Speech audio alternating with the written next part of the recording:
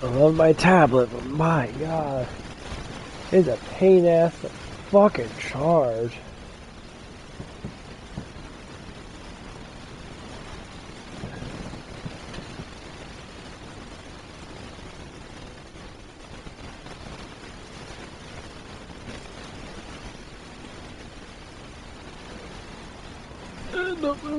Okay.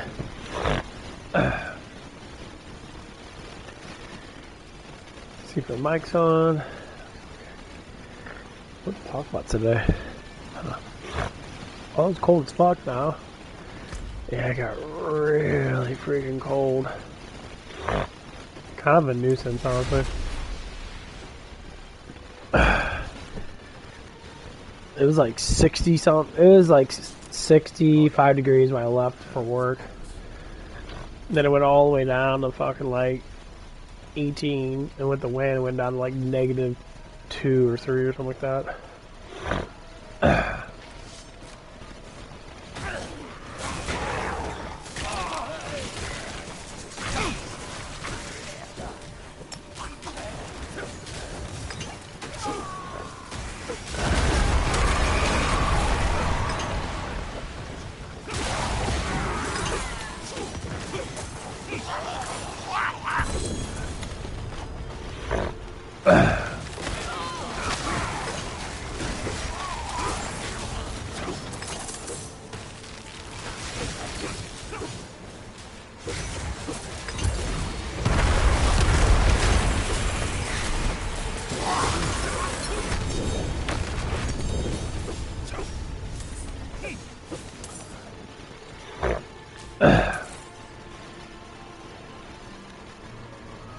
Yeah, I should come and play with our list characters for that.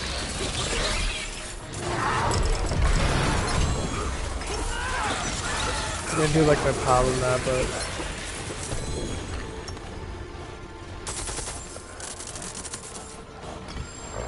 I don't know.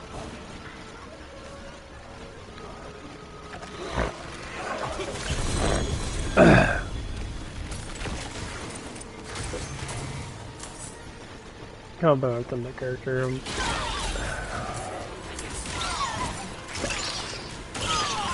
want to play Diablo 2 actually.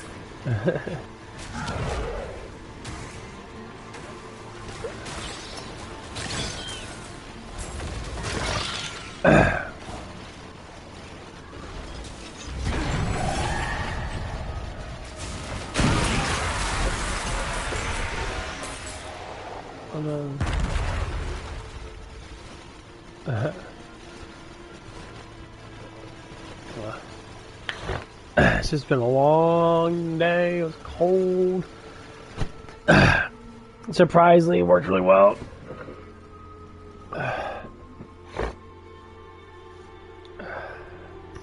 It's really cold outside.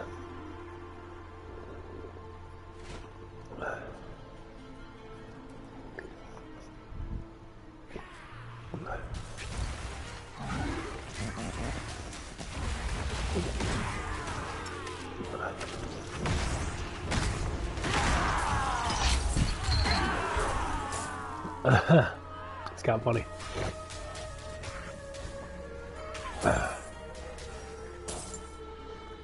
This Urus really good. I mean, the holy arrow doesn't do shit, but the fire arrow does really good.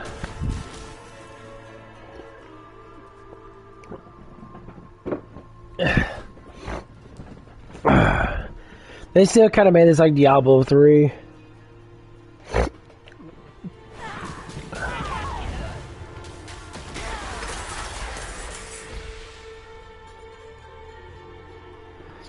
Because Diablo 3, you get your gear really fast, and it doesn't really take you that long. This one doesn't take that long.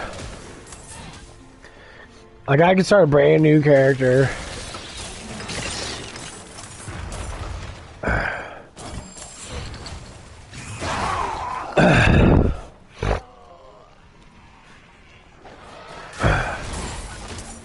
And just sit there and level up rather quick. Like, I would love to play my barbarian, but I know my barbarian I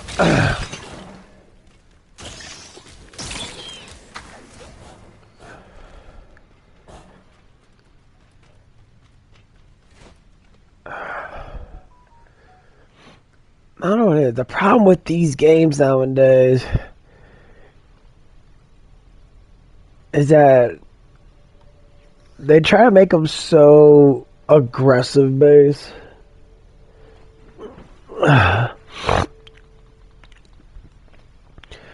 Like when I play Diablo 2 now, I got my Blade Assassin.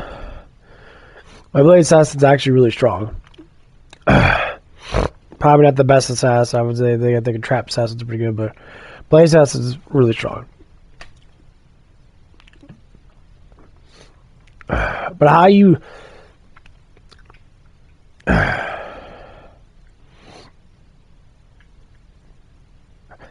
make your characters are it's just so much different. It's like, for instance, I'm gonna buy Path of Exiles 2 because that game is just a lot different. It's the same creator that normal Diablo 1 and 2.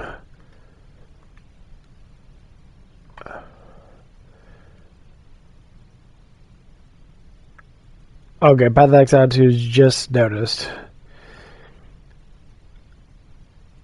Release 12.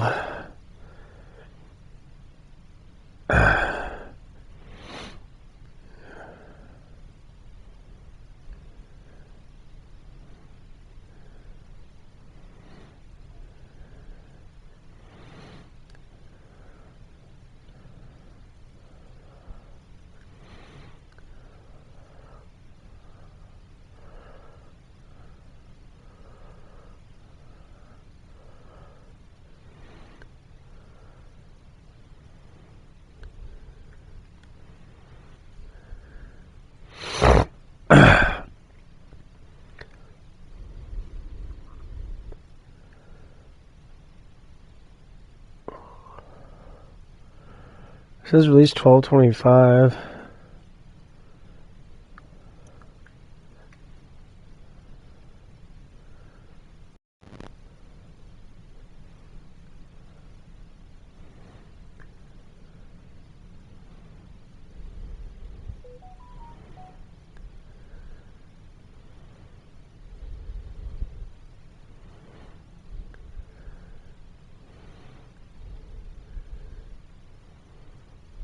I don't think it's on. It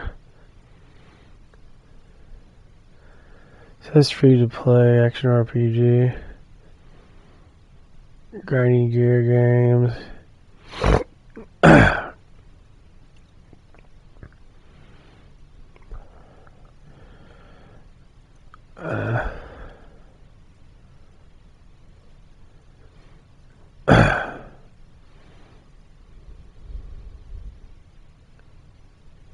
The fuck is this?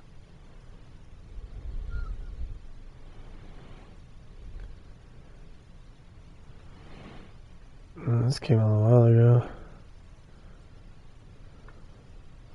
3.7.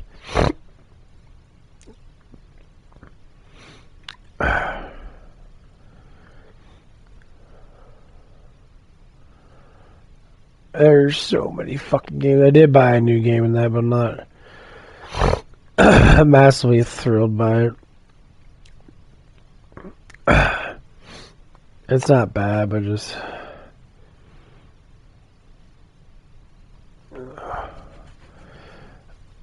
there's just so many fucking games out there. Exposition 33 is pretty cool. That story's weird though.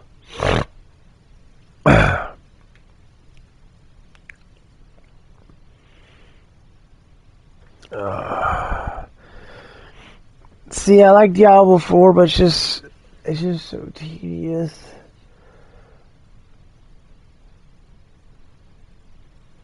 That's probably the only thing I dislike about it. It's so fucking tedious.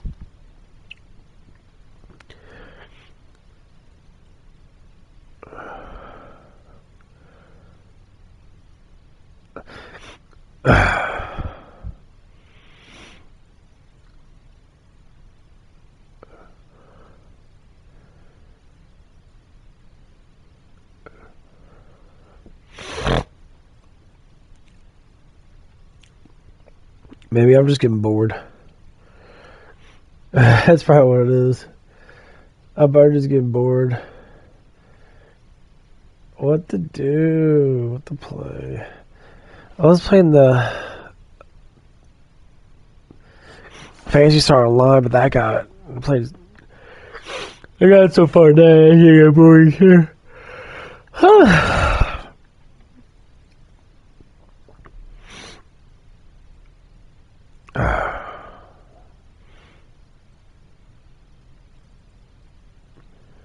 It's always like comparing the older games to the newer ones.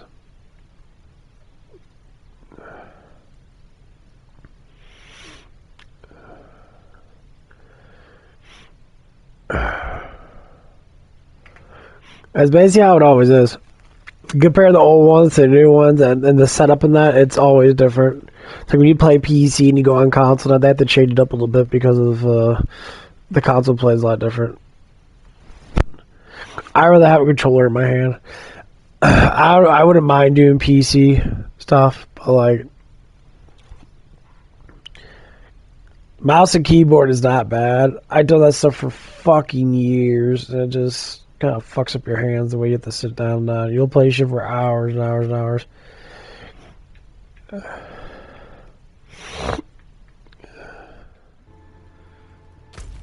Yeah, I think I'm gonna play around with my other character.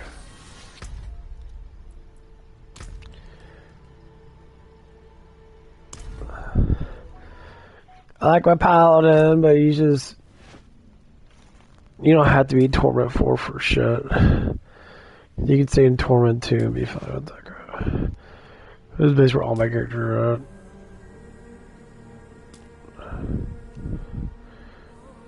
My barbarian's in hard mode.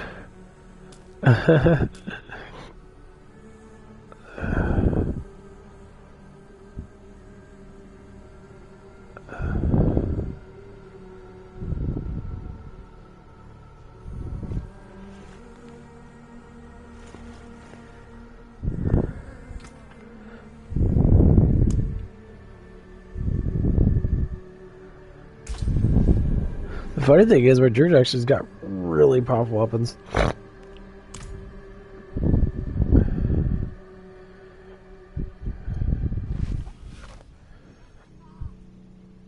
Yeah, the weapon I have my Druid is absolutely fucking insane. It's pure crowd control. I got Petrified. Now does 4,000 physical damage. Earth skills petrify healthy enemies for 3 seconds. So I constantly just hit people with petrification. It gives you massive physical damage. Critical against stunned enemies gives me a whole bunch of critical damage. It's extremely fucking good.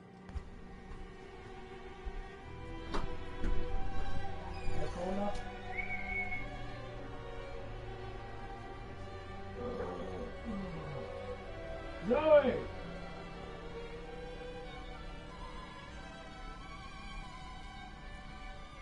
Zoe! Go get Zoe! Where's she at? Go get Zoe! Where's she at?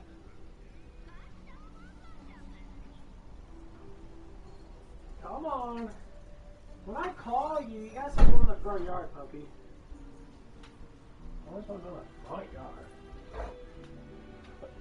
yard. It's windy as fuck outside. It's cold.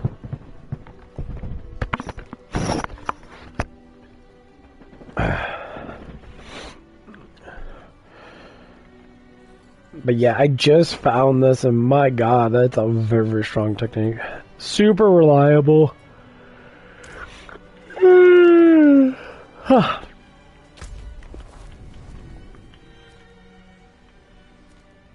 Nice. I'll start down here then. Yeah, the biggest thing is, every time I talk about any type of game in that, it's always trying to find out from the past how games used to be. Like, Sega and Super Nintendo. Yeah, like when PlayStation and PlayStation 2 start coming out, you could start seeing the similarities from PlayStation 2 all the way to PlayStation. Basically 5.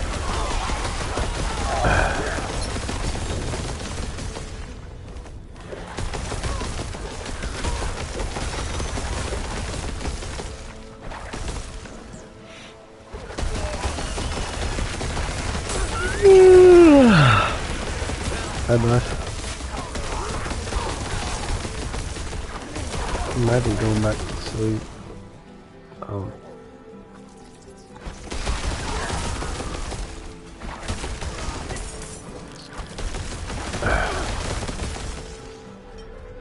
But yeah, every time I bring up all these, any type of like past game, that's like the old strategy RPGs are always good. That they based a lot of games based upon that. Of course, you have sports games and shit like that, but the sports games are just.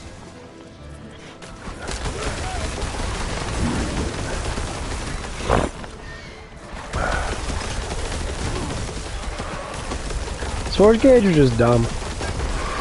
They're just, you know. I guess you can say they're like the same thing over and over again, but the honest truth is like.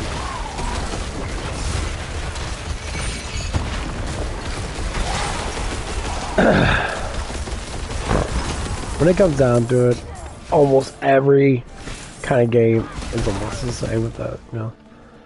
Like, there's so many different kinds of games out there. That's why we look at Diablo 2, Diablo 3, they're just like completely different games. And Diablo 3 and Diablo 4 are almost basically the same.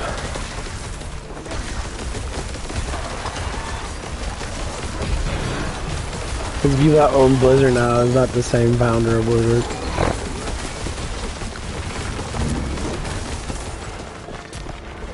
Yeah, and that's what it is. He left Blizzard and then he created Path of Exiles.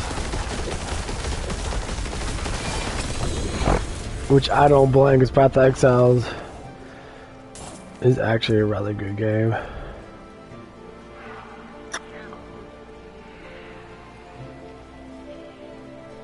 What? 500% poison damage? What the fuck? If no puddle is around you, form a puddle that does 540% of its normal damage is poison for 7 seconds. What? Right. Rotting Lightbringer. That is ridiculous amount of poison damage. 500%? And you do more damage against poison enemies? Dude, I can see why werebears use that. I mean, obviously, it's not a massively fucking great technique. Damage-wise, it is, but, like... That's fucking... Like, AoE-wise, I don't know if AoE is that big. I mean, I guess you can get it up, but... 500%? It goes to like 1,000% poison damage.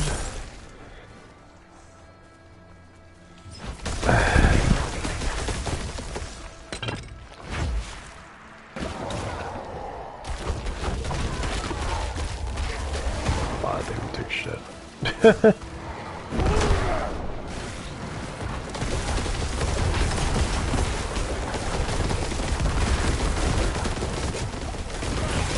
That's insane. I mean, obviously this is better, but...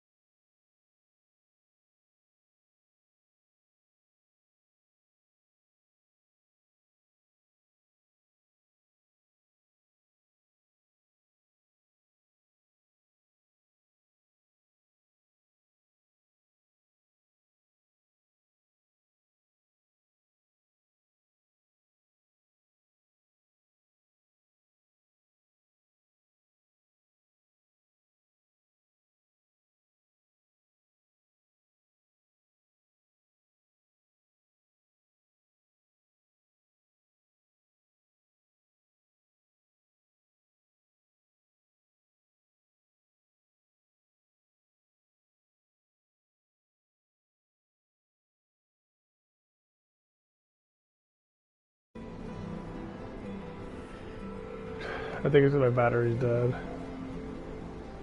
Probably. Yeah. Battery's dead. Oh. My controller disconnected.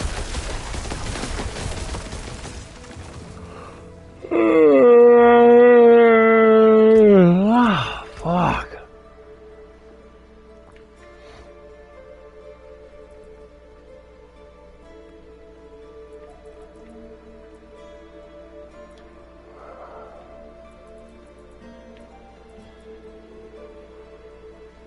Shit drained the shit out of me.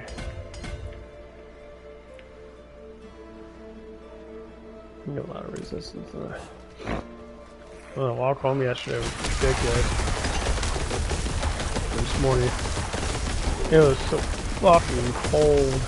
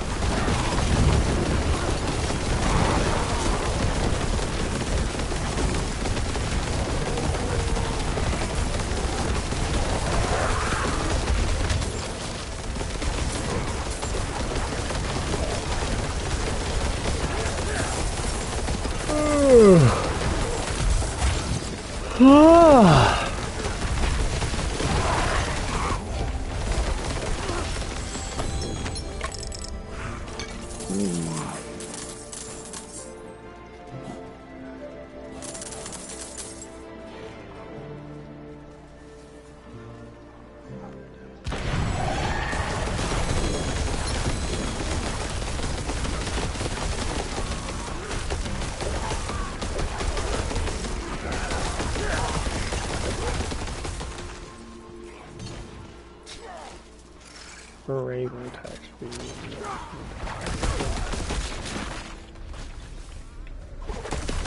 Oh.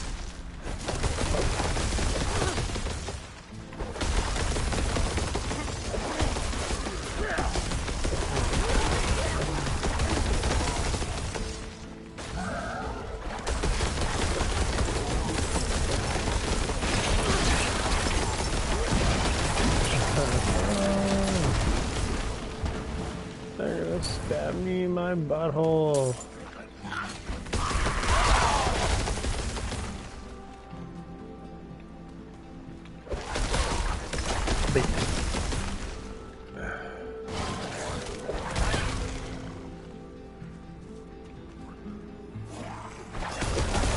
I think I have all the Diablo. I still think Diablo 2 is probably the best.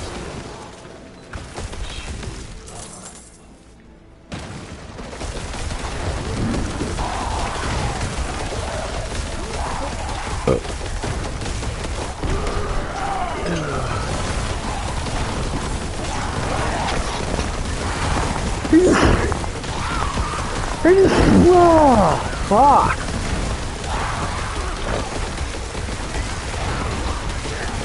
I can't say gameplay-wise it's better, but when it comes down to like skills about stuff like that, how the game's actually like how you get stronger, it's a little bit more less redundant. Because you don't have to max level to be a supremely strong person.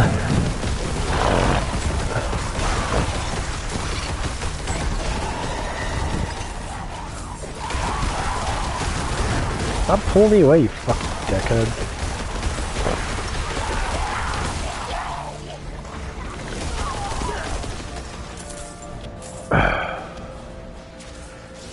But how your skills are used are just different.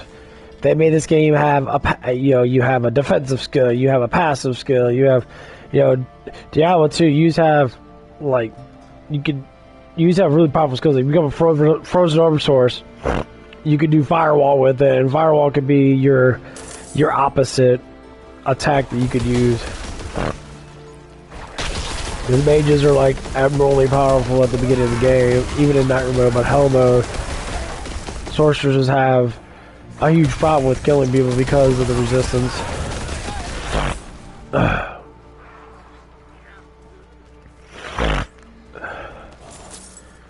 So when you play Diablo 3, there's resistant enemies, yes.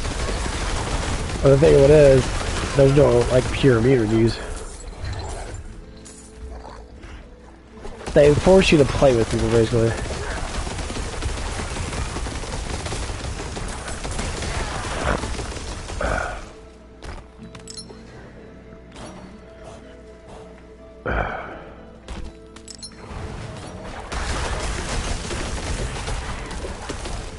Like I said, doing like the fire crap, or the fire stuff they did in the second one with the Druid, we had, you know, Firestorm, you had Fisher. Fisher was probably a lot better than any of this, because Fisher was extremely powerful against big-ass groups of enemies.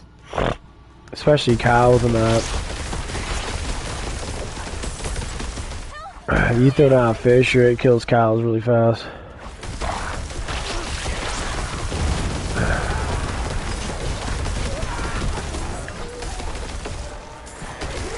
The only problem is it didn't really...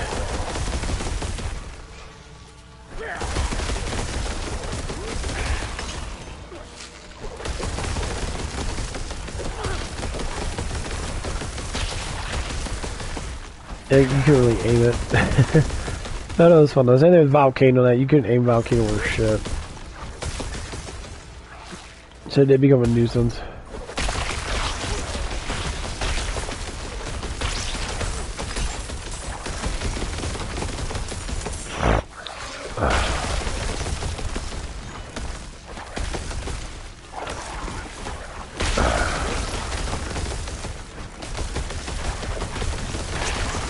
Yeah, but they got a lot of this stuff is really powerful. That petrification thing is really nice.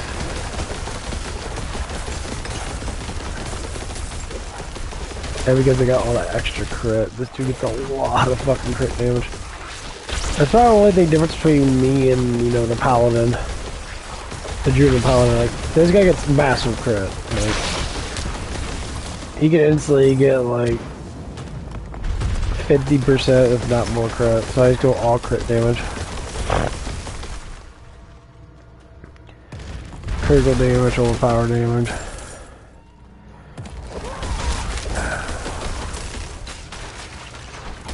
That's when you get up on my Paladin as crit damage.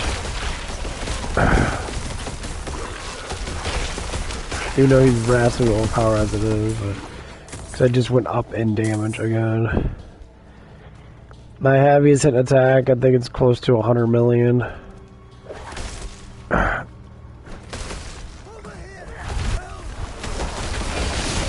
But the Paladin keeps on getting stronger now with that armor buff. That armor buff's ridiculous. Mine's almost at fucking, mine's almost at 1800 damage increasement. 1800 damage increasement, bro. It is ridiculous. There's so much damage.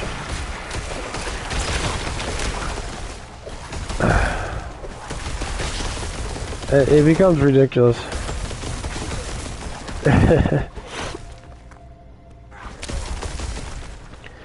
I'm looking at my other character now, every time they have a little type boost thing, and that only gives them like maybe like the monk has one that gives him non-physical damage by 60%.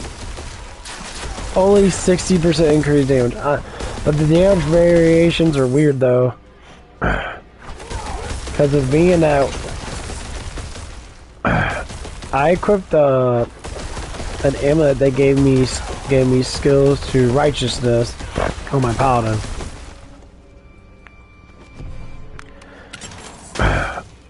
Which gave him more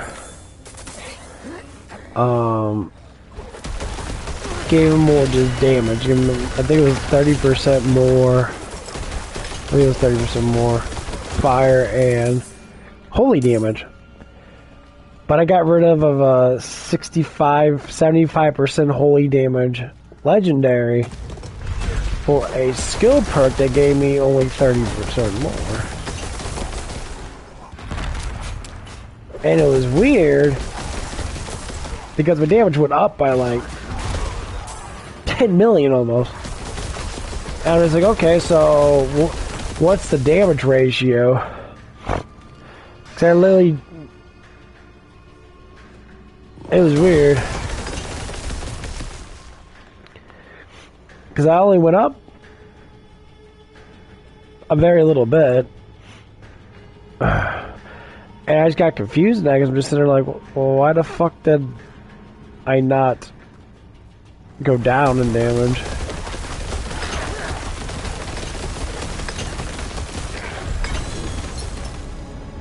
It was just weird. So, like, damage ratio in this game, it's just so fucking confusing. It doesn't make any fucking sense, I'll tell you the truth.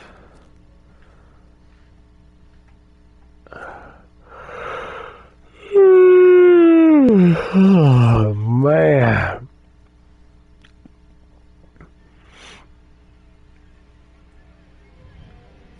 My body sure is tired for that fucking walk.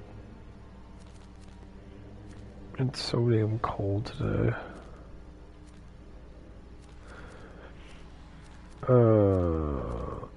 Let's go.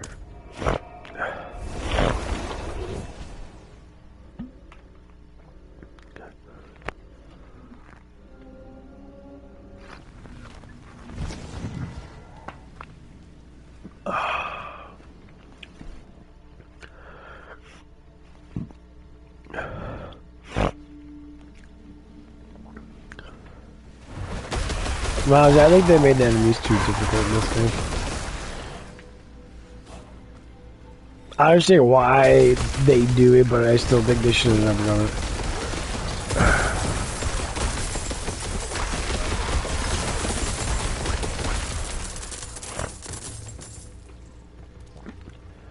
I've been watching some Diablo 2 stuff and that. Because I played that game, you know, outraged it a lot when I was younger, and now there's everybody getting into it. I remember the first I got into was a guy named Joey. He was in a clan with like a whole bunch of people and that. And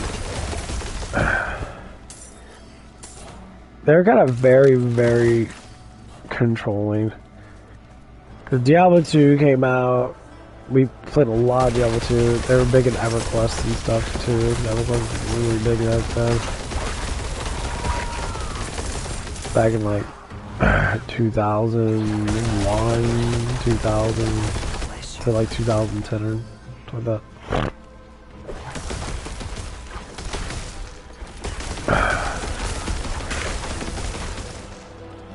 But the only problem is, with most of those games, they're very creative games, made really well in that. They got bought over by a new company. They weren't owned by Sony anymore. Sony's the one that made them.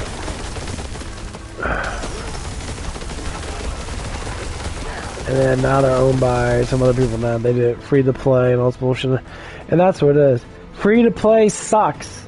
Okay, your transactions to make more money in that is up through the roof. But they already have those type of transactions automatically in the game to begin with. That you can purchase mounts and stuff like that. And then they kept fucking doing it that you could buy a maxed out fucking character for like $60. And they give you a free one for the expansion that you get. So you can start off at your highest. And like, that's when you know the game's it's too much. I say it like that because like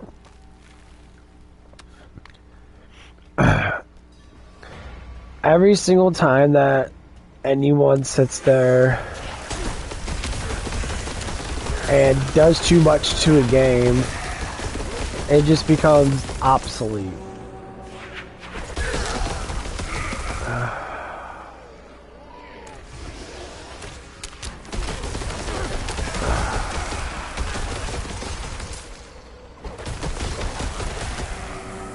You know, it's like when you play an old classic game like Super Metroid or Chrono Trigger, Final Fantasy 6, Final Fantasy 4. When you play like these old games and that, you can always get into them and play the shit out. Final Fantasy 7, you can do it. If you like 8, you can play a shit ton of 8 and that.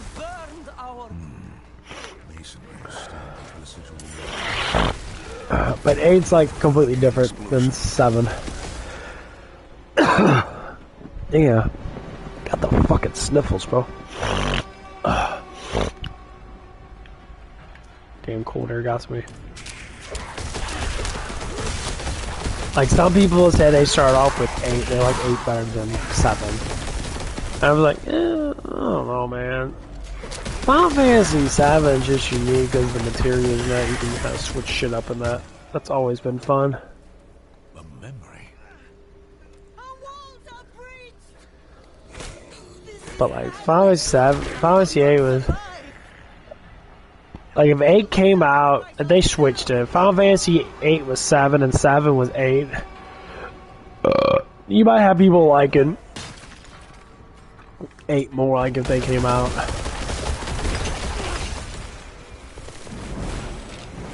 Fucking take it.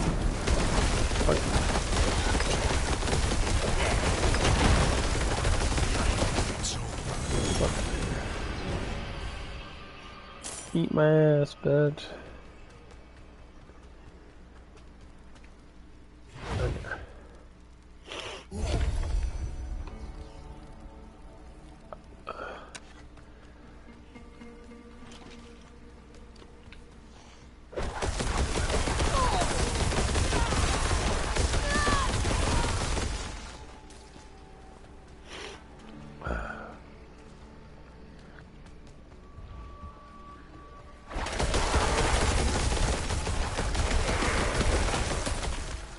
But yeah, every time we go through each of the games from back then to now, like being a millennial baby and that, and going through all that technology boom and that, it's so much fucking different. Like when computers first came out, that it was just so unique. If I go back to my past, when I was like 8 or 9 years old, so much difference. Back in '98, before 2000, that like I guess got a lot on my mind. Just kind of like thinking about random shit.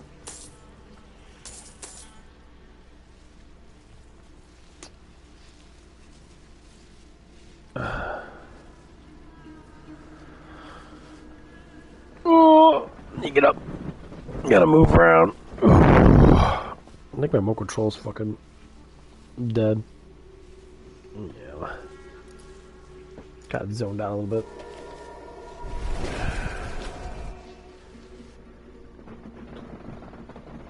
Oh.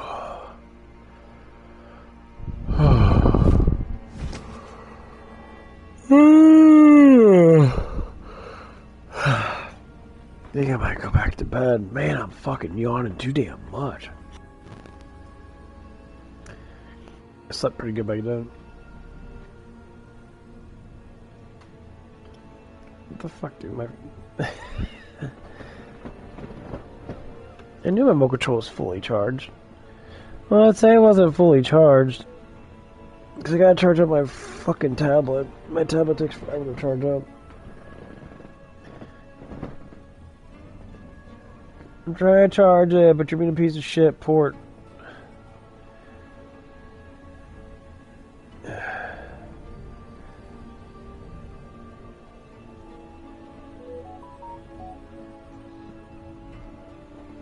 I feel like I have to fucking get some tape and...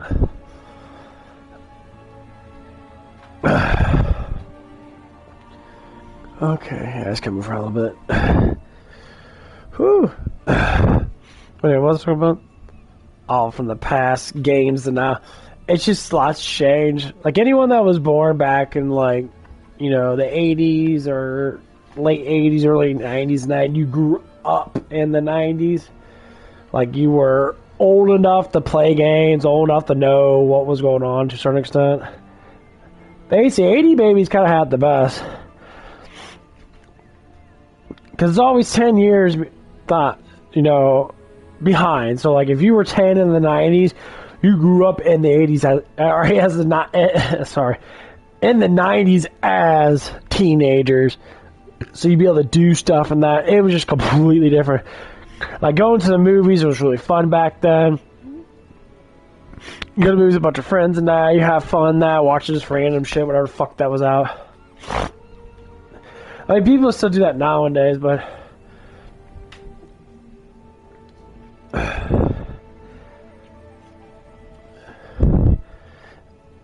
I just believe some people just want to, like, live in the past when it comes down to certain things. Like, I live in the past with video games. I grew up with a lot of video games, and there's some video games, you know... like Shining Force 2. Shining Force 2 is literally my favorite game. I mean, it's changed a little bit with me just because of the way that it is. You know, it's so old-fashioned that, but, like, I play at least once a year or a couple times a year.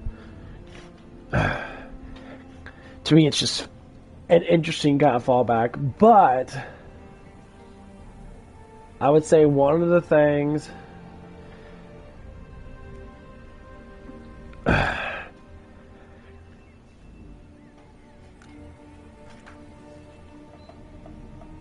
turn my heater on. It's so cold. I gotta break a little bit of this heater. It's cold off. So one of the most promising things was probably Diablo 2. I probably played like 3,000 or 4,000 hours of that game on the PC and that.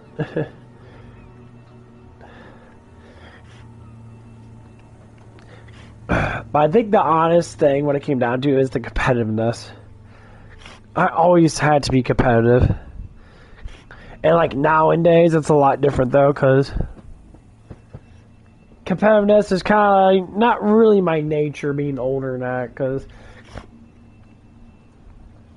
I don't know. That thing blows so nicely. Damn, that's gonna heat up quick. I can feel it blowing outwards, blowing out like 4, 5 feet almost.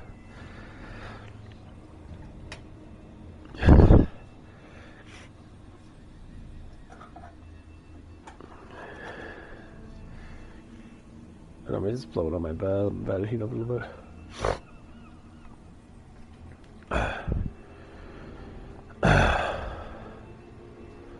But yeah, it's just when it comes down to it, I think everyone has like the little past things that they just enjoy so much in that.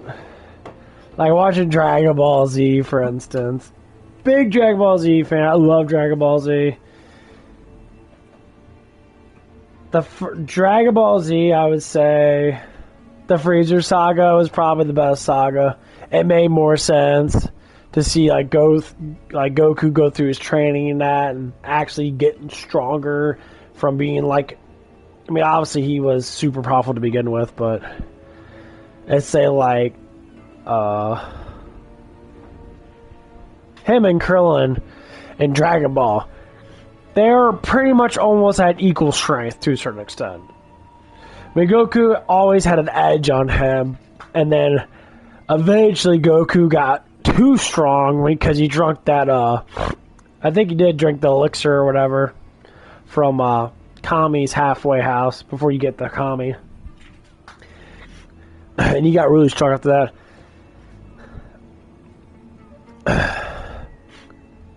And then, you know, so like one of the other better animes, I would say one of the best animes I watched, and I've actually rewatched it again. I rewatched it like 4 or 5 days ago. Or a couple weeks ago. It takes me like probably about a good 2 days of good watching to be able to watch it all. Solo Leveling. The anime is really good. The dialogue's good. It makes perfect sense. Your main character's not a complete douchebag. He understands that he's trying to figure out why he's so powerful and how he keeps on leveling up. He keeps stronger than that. How his performances are ridiculous when he gets to the point of like saving everyone, but he's very humble with it. He knows his powers are like massively heavy, but it's the way I have to look at it, and I look at it from this perspective, and I always will. The journey is always the best part. Going to do your journey. Some people want to sit there like, oh, I want to get rich right away. I said, going through your journey of getting rich, it's always going to be a lot better than it is to sit there and have it complete already. Like I say, like, okay, I tell people this all the time. If I won $1 million, a lottery, which is a fucking very small amount, because everyone's winning like hundreds of $1 millions. And say if I won $10 million in lottery, whatever it is, maybe the local state lottery, whatever. Just investing that, I wouldn't have to work never again. But what would be the point of living life without something to do? Well, you get hobbies. Okay. First thing you have to do is, what is probably like the best hobby most people get nowadays? Something they get when they were a child. So you have a child hobby. Okay. What is it? You have to think back. Especially an older person. Some people lose their hobbies pretty quick. They have in the back of their mind that they're like, oh man, I want a hobby. Da, da, da, da. So, I look back at my childhood. My favorite hobby in that was, you know, learning about human nature, learning about, you know, God. Now, you know, that I know quite a bit about certain things about God. I don't know everything. Of course not. That's a struggle that you can never fathom how much knowledge the Creator actually has. It's basically whatever it is. It's unknown. It's unknown knowledge because it's just too much. But the more you grasp, say, something that you enjoy, like I enjoy knowing about God like the angels do.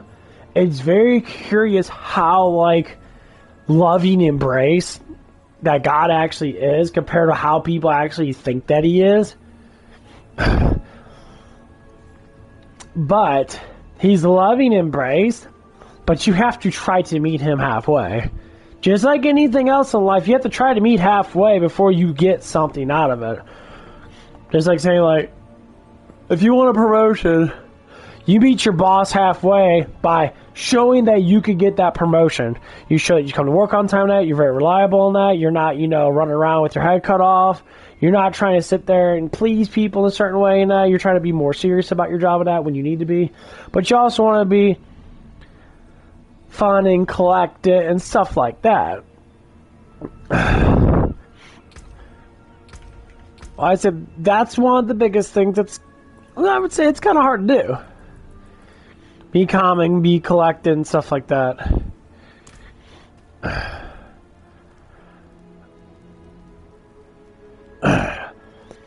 But what I have to say is that it gets to the point in life that there's certain hobbies that stay with you forever. So, like me and psychology and that, I really like to learn about people, how people's emotions work. Can't say it's really psychology because it's a spiritual thing. I figured that out throughout all the research and learning and kind of like looking at certain things from different perspectives. Jesus has his hand down exactly how life works when it comes down to how your emotions work. Because you have to think back. People back then knew God way more than we do. And not to bring up, you know, the thing and that, you know, I always do. I always bring up Lord Jesus and that. And people get the kind of like, oh, you're not cool type stuff and that. Yeah, I get it. Yeah, being a fucking rebel, being a dumbass is great, I guess, when you're fucking young and stupid as fuck. Because you always look at the goody two-shoe type person that... And they're always the one that's like, oh, they get everything so perfect in life because their family's so nice. And that's the first thing that always happens. The family doesn't bring them up right. That's one of the things I kind of want to talk about, at least right now. Everybody has their problems in that. Everyone goes through different scenarios, same emotional bullshit. So your emotions are basically always the same. It's just what's triggering those emotions. If you have a lot of anger in that, you don't get a lot of attention. Your attention is very low. No one gives you a lot of attention to that. You think because they don't like you. And so when people talk about that, it's a syndrome. When people have too many kids, there's always going to be one that's going to be more favoritism than another. There's always going to be one that says it's going to be more of a loner. He's going to be like, I don't give a fuck about, family stuff and that, Don't love their family, but they're going to be, on their own accord, so to speak. And then you look at other people, say, like, for instance, I'll talk about my personal. Well, let's just bring it up to understand. I was born with 2 older siblings. My first sibling was probably the more attentionated sibling because he's the first kid. He's the one that got married when he was younger and that. He's the one that kind of went through all the stuff and that he had a job when he was 16, stuff like that, blah, blah, blah. I was the youngest. I had, I guess you said a reading disability now, more or less likely. English language fucking sucks. The vowels are just stupid. Whoever invented vowels is a fucking moron. I know they did it for a reason, but it's stupid as fuck. Because that's why that's why I say fuck a lot. Because other words, I don't care. It doesn't feel that kind of like vocabulary balance. So I grew up without knowing how to read vowels. They always did if anyone remembered the hook on phonics thing, call hook on phonics, Try and teach your kids how to speak, with vowels. That vowels next to this change sounds. That's fucking stupid. So anyway, that's like, as I was growing up, I didn't get as much of attention. No one ever listening to me. Every time I talk in that, people always think they're kind of their nose is up a little bit on me. Because, I never had any my own personal friends when I was growing up. I always hung out with my brothers a lot. I was very, very close to my brothers when I was younger than that. But now I'm not so close because I kind of have my own identity in that. I don't need to follow them around as much anymore. Doesn't say I don't love my brothers. I love my brothers a lot. But when it comes down to certain things, yeah, I'll go out of my way and help. But on their accord, I don't know 100% if they trust me 100%.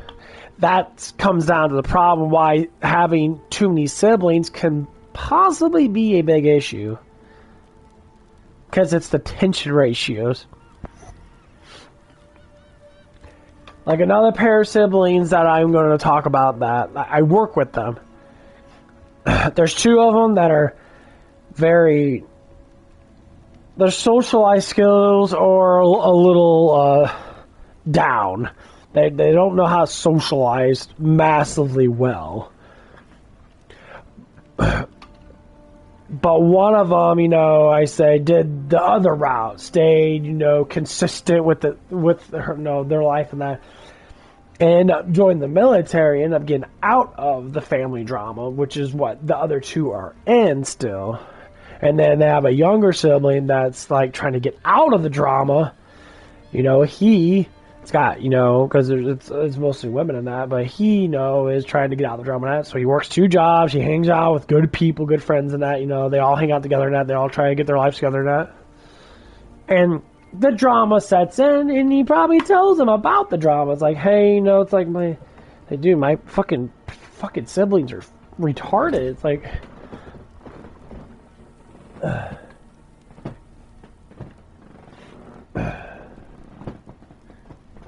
he's like, they always want to complain about stuff and that. They always want to do this and do that and do this and do that. And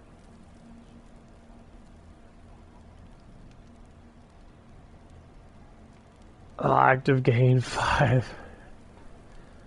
5 shooting skills. Storm shifters. 3 to hurricane. Huh. Ain't too bad.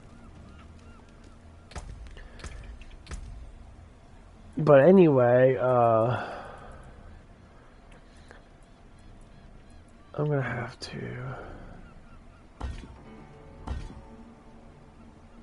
Fuck, I was gonna fun though.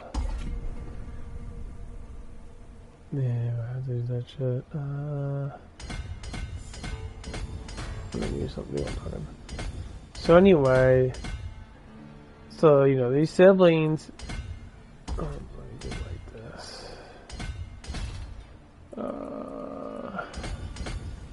You kind of always tell like where people lie at, kind of thing. There's always gonna be ones that want to escape the family drama. There's always going to be one of them that are going to sit there and be part of the family drama and constantly be 100% part of the bullshit.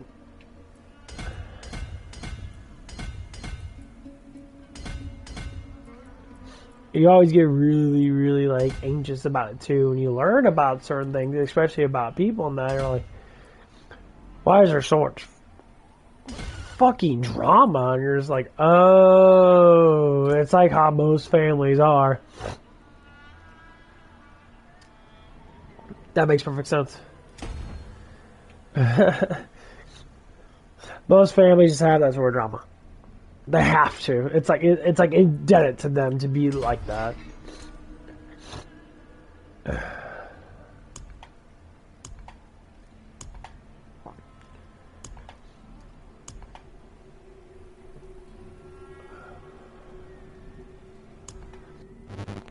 No, that poison shit.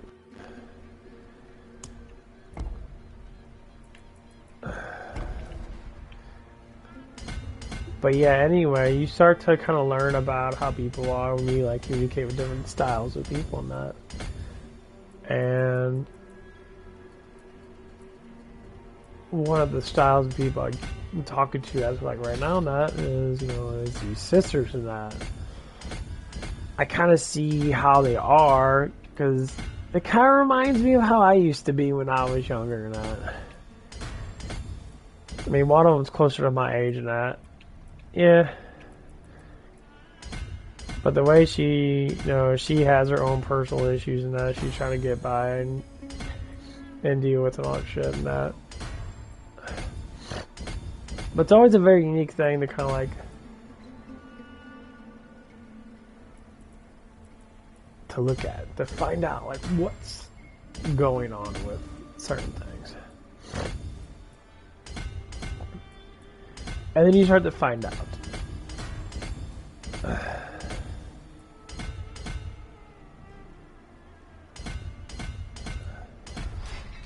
Let's see.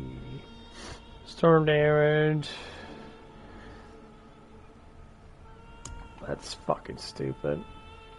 This one's just companion damage. That's absolutely fucking worthless. Core damage, basic attack, more core damage. This one is after spending so much that you get 4% damage from that. Ultimate deals 4% per spirit link. It gives me core damage, but I don't fucking care about core damage.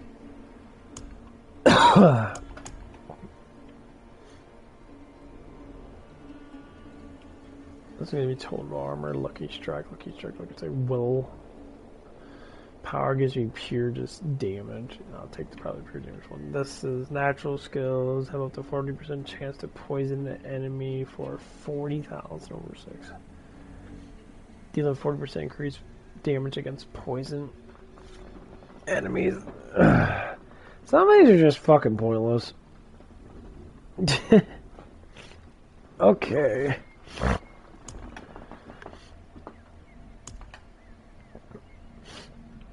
You got a lot of armor, not poison, armor.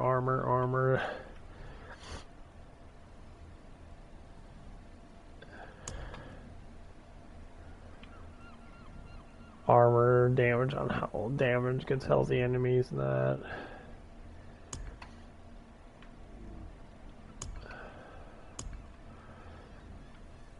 Damage to close up, damage to distance, vulnerable damage, crit damage.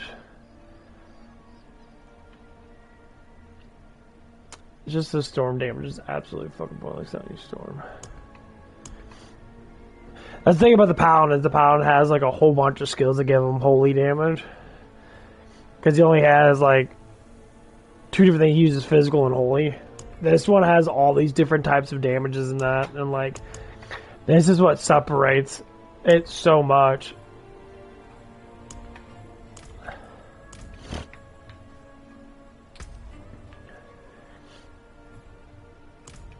I don't know, it's just fucking weird. I'm gonna go on my sorceress, see where my sorceress is at.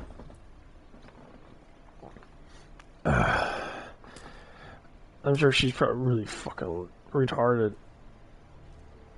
I don't know, man. This game's just getting boring. I'll play with my necromancer. Fuck it. Oops.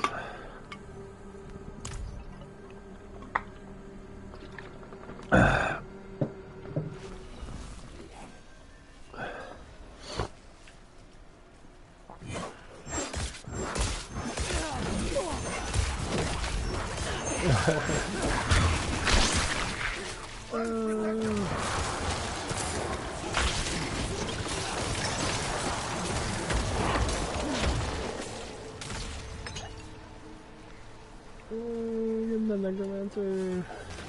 Someone there? Dark all around. Why did Mother go? I don't want Nah, they're all copy off of fucking Destiny. Destiny did the same damn thing. They invent things and that.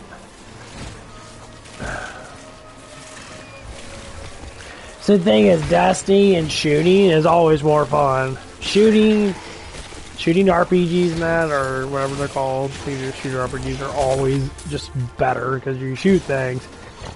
You got grenades, you got like certain things that like right now I'm literally just sitting here. There's not much I can fucking do with this class because it's a necromancer class. I basically just gotta sit here and let my minions kill everything.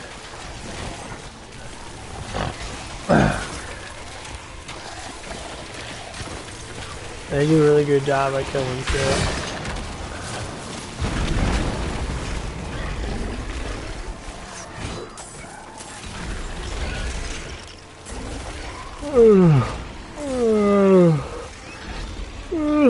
Man, what's these fucking fun?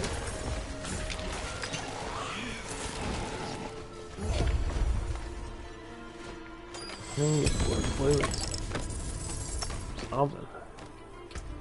Signal, what the fuck is this? What is it?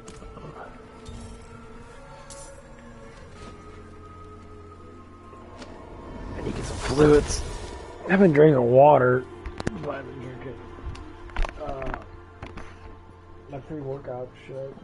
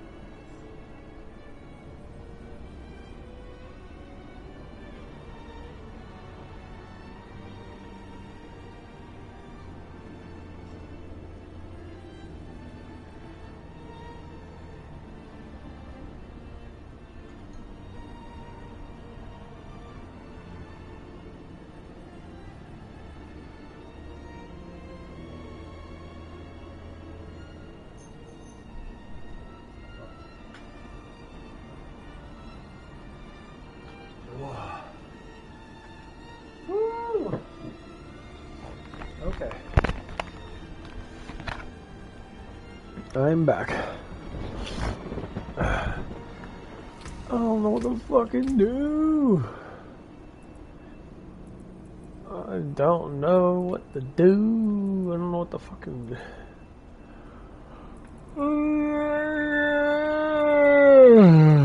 ah, fuck.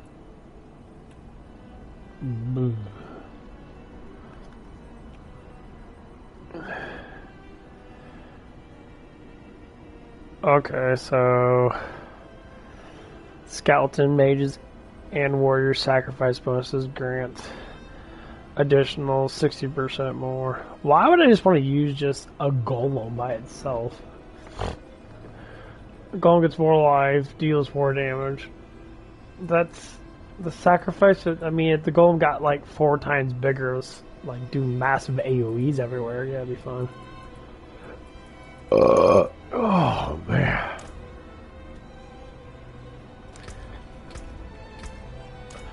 You know what? I don't think I'll play with my character.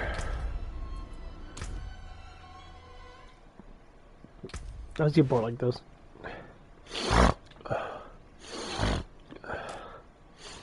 Let's get my wizard.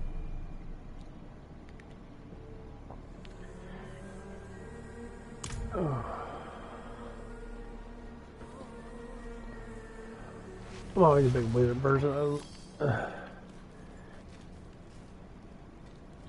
course, you guys sit here. I have no idea where I should that. I think most of her crap's pretty well maxed out with the old shit. Oh, this stuff's so old. I have no idea where she's even at with her shit. I get told life, told this, told that, told life, told defenses, told blowjobs, and that. I think, yeah, it's what's. Okay, where's the. This is all gonna be the burn shit.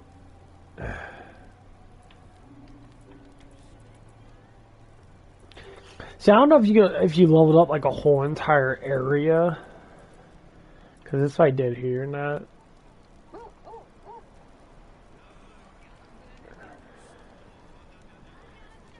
don't think it's this high. What the f what was this one? So I guess you just no more damage. I guess I'm gonna do it. That was a little bit there. I don't need. I got all my burn damage in that.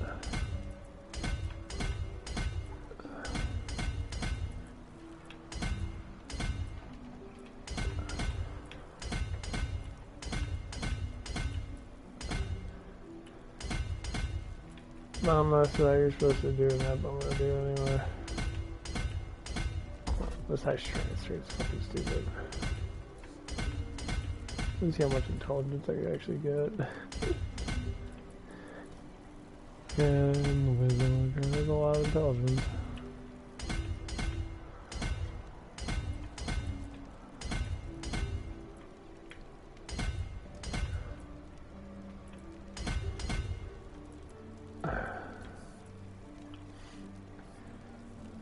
I guess you could do that. It's like max out all these damn things. That the fuck is over here.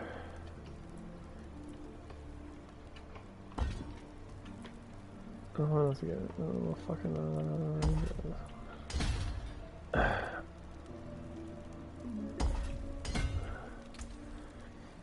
What else can I put there?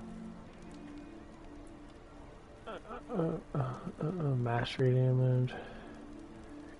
Cracking energy, blowjob damage, fortune creed.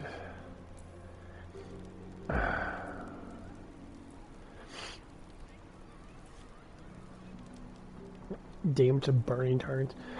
Well, how the fuck would that be dexterity? Why would that be dexterity? Come on, man. That's fucking stupid. Why would you... increase.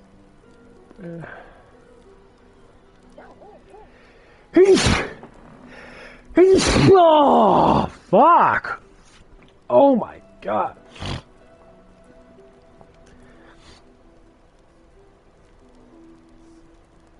I spike damages from random damage. Oh my god.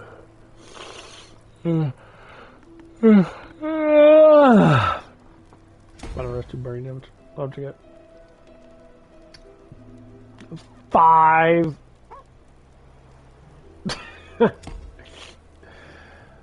Oh boy, what's this? Burning. I was gonna put that rare one on there. That's fucking retarded.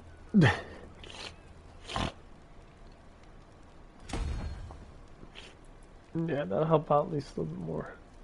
Burn damage, critical damage. You have fire, cold, lightning damage. 2 enemy increases damage you deal by 5% over 10 seconds. Each element per stack. That's so fucking stupid. Oh, my nose!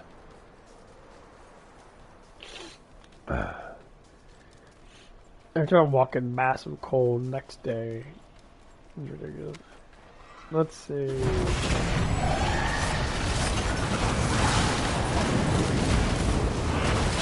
I hope they don't heal that much.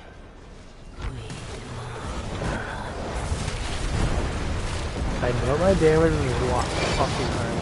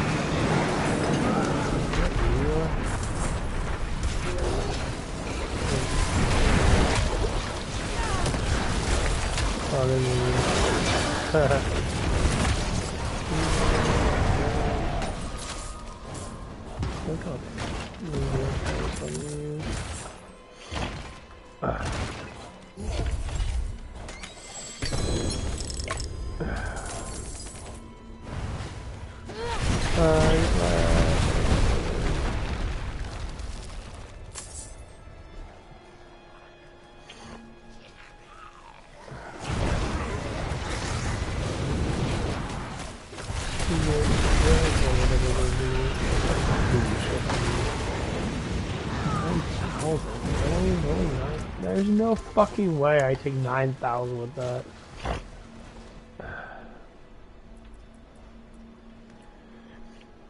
What the fuck is going on here?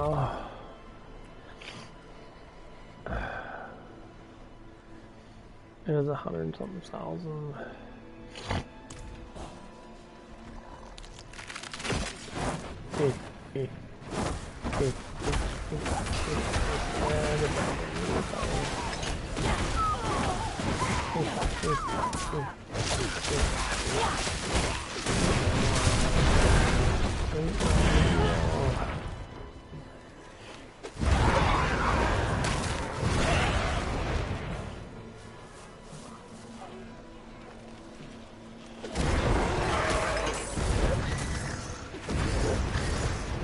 I don't have any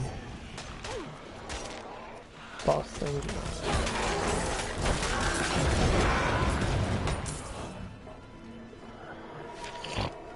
The sad thing is once I change all my shit over, everything's gonna change to this character. Meteor's always fun. I always like Meteor, especially for bosses, because it does do a lot of damage. You should drop all 3 of those things, and it's gonna deliver a shit ton of damage.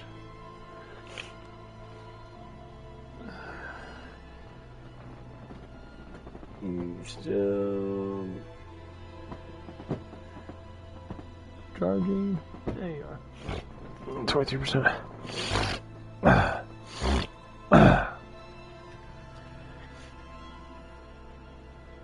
Oh my god, it's gonna fucking lag out, isn't it?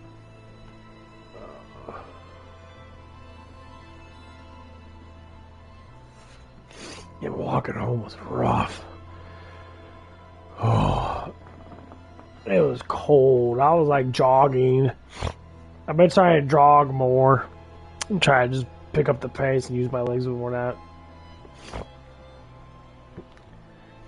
My god, it was cold.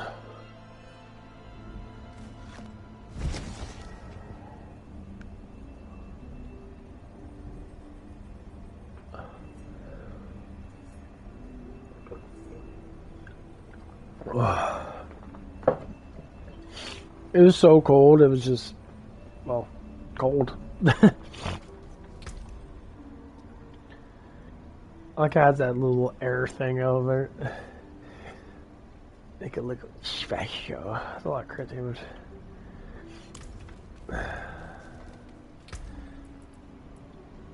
You know, my shit's...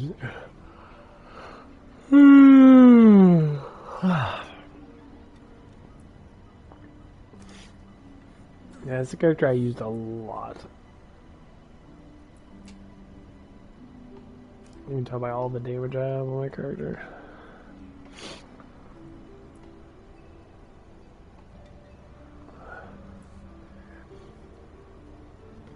Meteor size.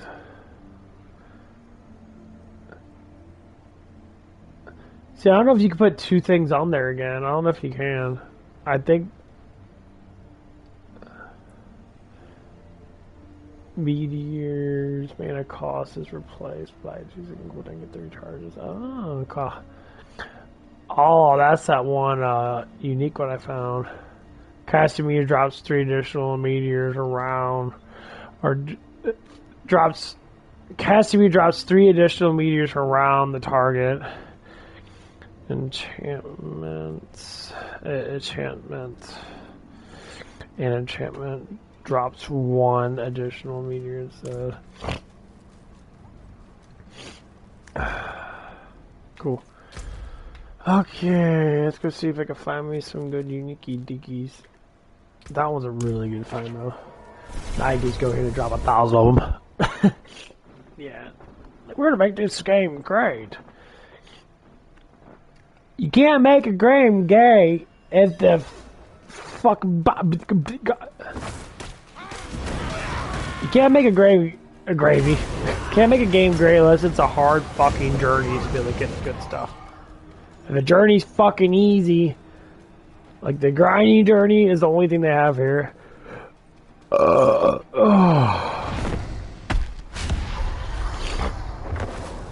Grind. Level up 5 billion fucking levels.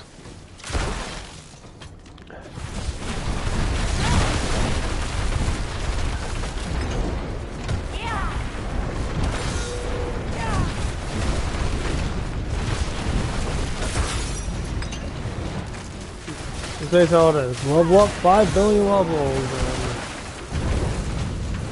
do all that shit now.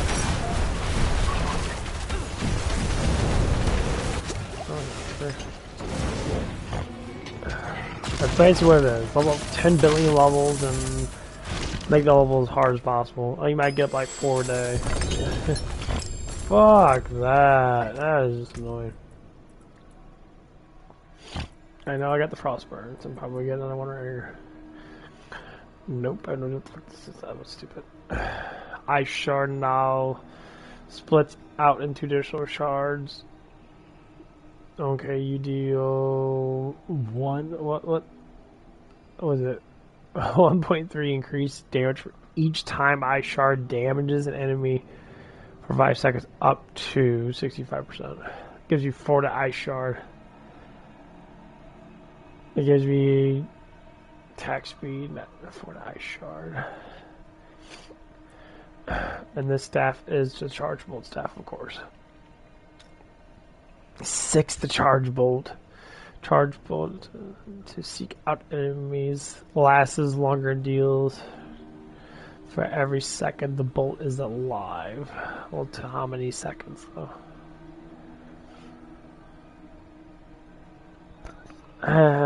This is 70% chance to cast it twice. 6 to charge bolt, that is a lot. And the leveling up of it would be ridiculous. Ice Shard looks like it might be the best one. But Meteor is fucking amazing. It's always fun dropping. I mean, this is Torment 1, but like getting more damage altogether than that. Good job on me.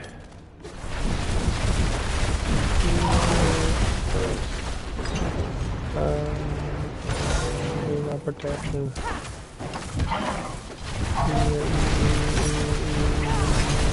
Oh god, that demolished him. Ow, you fucker. Gooey fat man. Burn you up. Yeah, my god, he burned my booty. I did shit myself. Okay, can I beat dickheaded Duriel? Nope. Nope. What's this one? Nope. I don't have anything opened up. Oh yeah, I think about the how about this one? Can I get this one?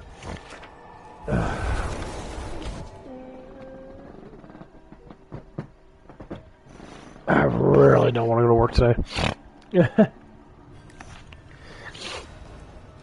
Oh. I guess I probably have to go back to bed. Nose all stuffy. My heater's on, it feels so good.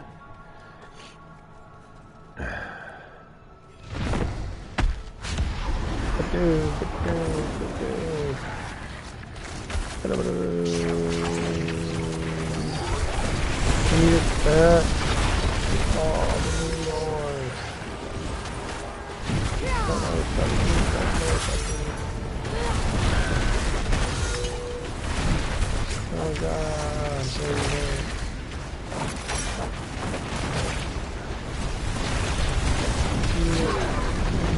yeah, meteors are extremely powerful. Nice. I'm digging that.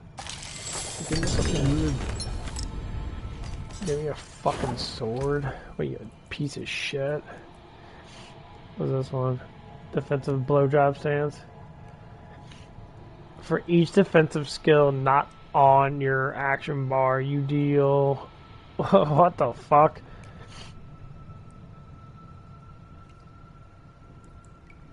That's actually really strong. 60% non-physical damage gives me that 4 to core skills. I mean, obviously, yeah, that is a core skill.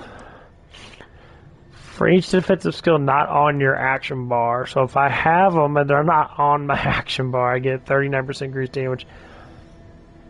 And gain its... What the fuck does that even mean? Ah, my.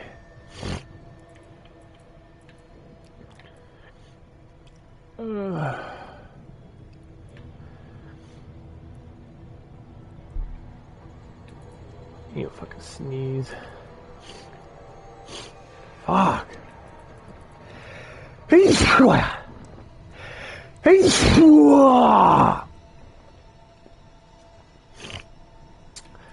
Where's the defensive one at? Okay. So each defensive skill I get, that's on my action bar, I gain more. So I just get one of all of it. Enchantment effect. Ah.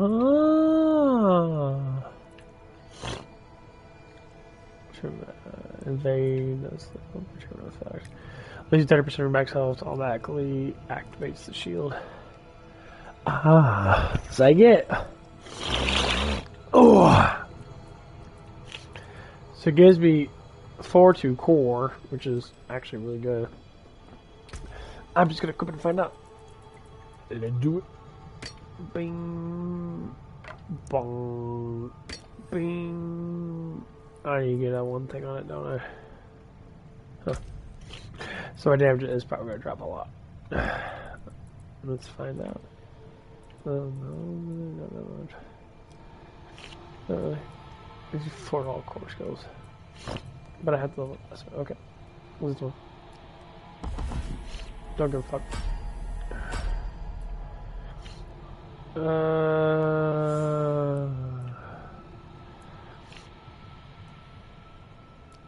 Casting skills, grants 10% all resistance, 50%.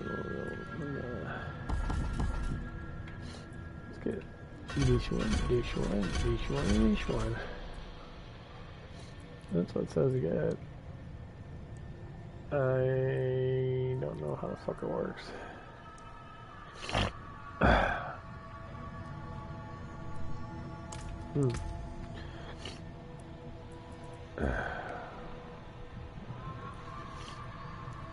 For each defensive skill not on your action bar.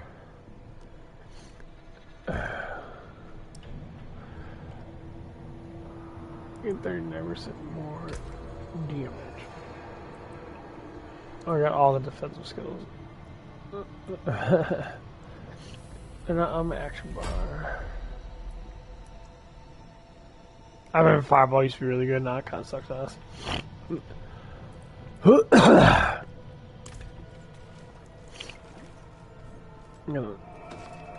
Got a big hammer. Swing around my dog all the way around.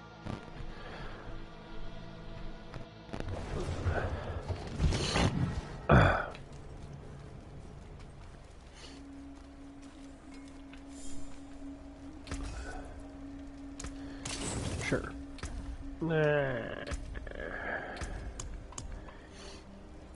I got a bunch of potions.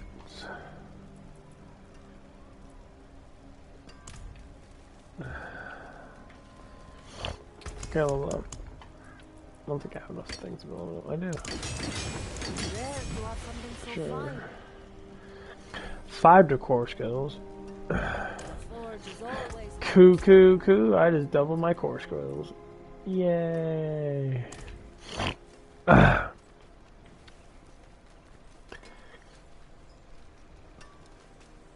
I feel so drowsy. Lucky strike, blowjob strike.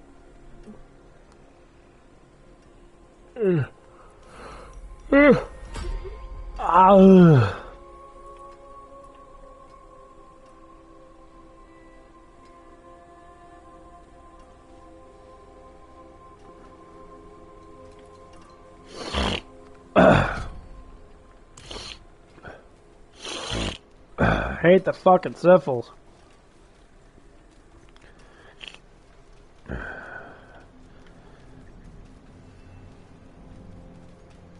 I need to get me a legendary shield.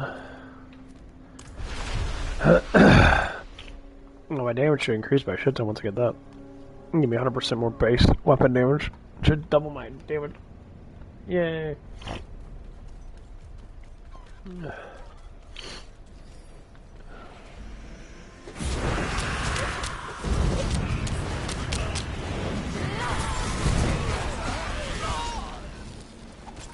What the fuck was that? That was weird, actually.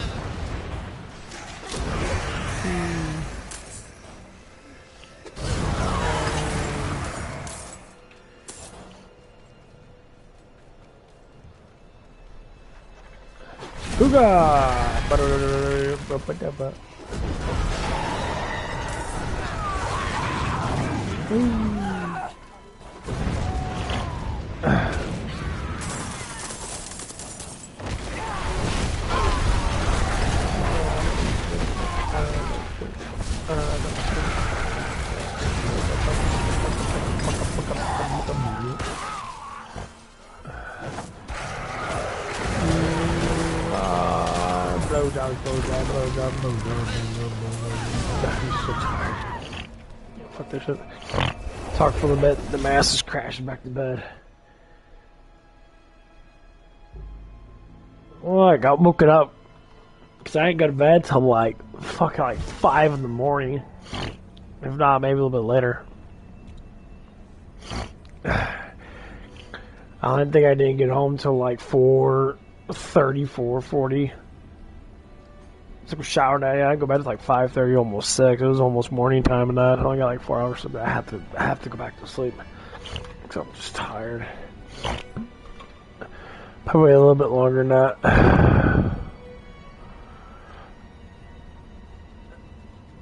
The cold weather kicked my ass. It was cold.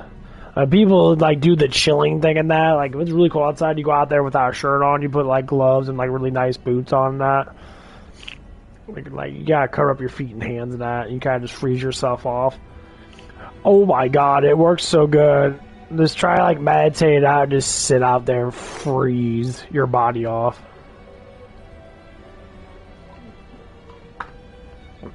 Or I say even if it's really hot now, get your body like really fucking hot. Not of course when you're not fucking dying, obviously, but like you're at the sweat.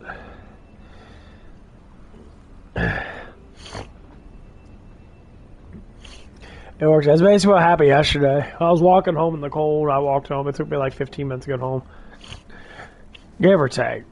Of course, while I was jogging now, I was trying to book it. I was trying to get as much, like, I think it's about a half mile away from home, my job. Half a mile's not, it seems like a lot when you're walking that, but when you're getting a nice, good jog and you're moving pretty quick, it goes by really fast.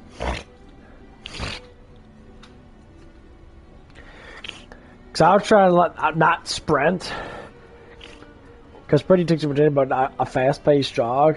And I try to keep as much as I can that, because, you know, I'll tell you what, if you haven't jogged a long time in that, and you're a person that, like, at my age, it takes it out of you. You got to practice. I've been practicing every now and again. I go out for a decent fast jog. I try to get, like, 250 meters in. I try to do, like, I guess it'd be like an eighth of a mile in as fast as I can without fucking completely killing myself. I'll tell you what, dude.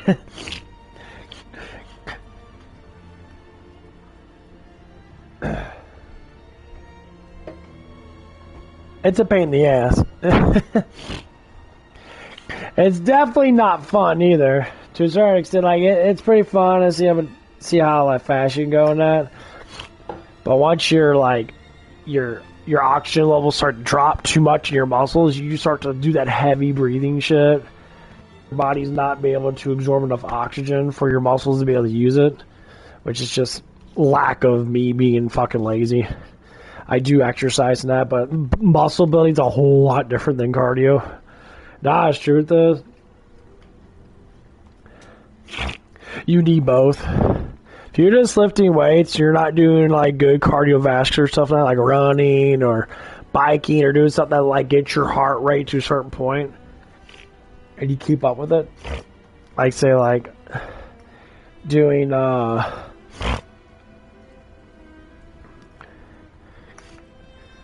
the fuck are they called? I had it in my fucking head. The elliptical and that elliptical is really good at keeping your heart rate up. That's why you have to get really strong legs, so squats. Get your legs really fucking strong when you're younger and that, so when you get older and that, you can keep up with cardio so much better.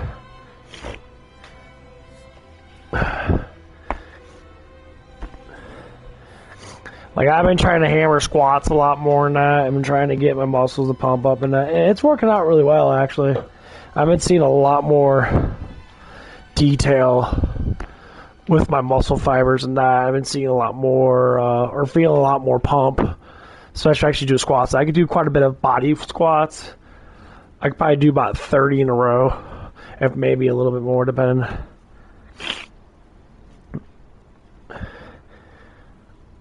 You know, like a lot of people say, oh, you know, I could do 100 squats. I'll say, man, you could try. And there's some people that like do like the push-up challenge and they're like, oh, I'm gonna do 1,000 push-ups in that. 1,000 push-ups, bro. Like, if you measure your weight, doing 1,000 push-ups is a lot of push-ups. Because you gotta measure your own personal weight. And you gotta say, how many push-ups can I fucking do?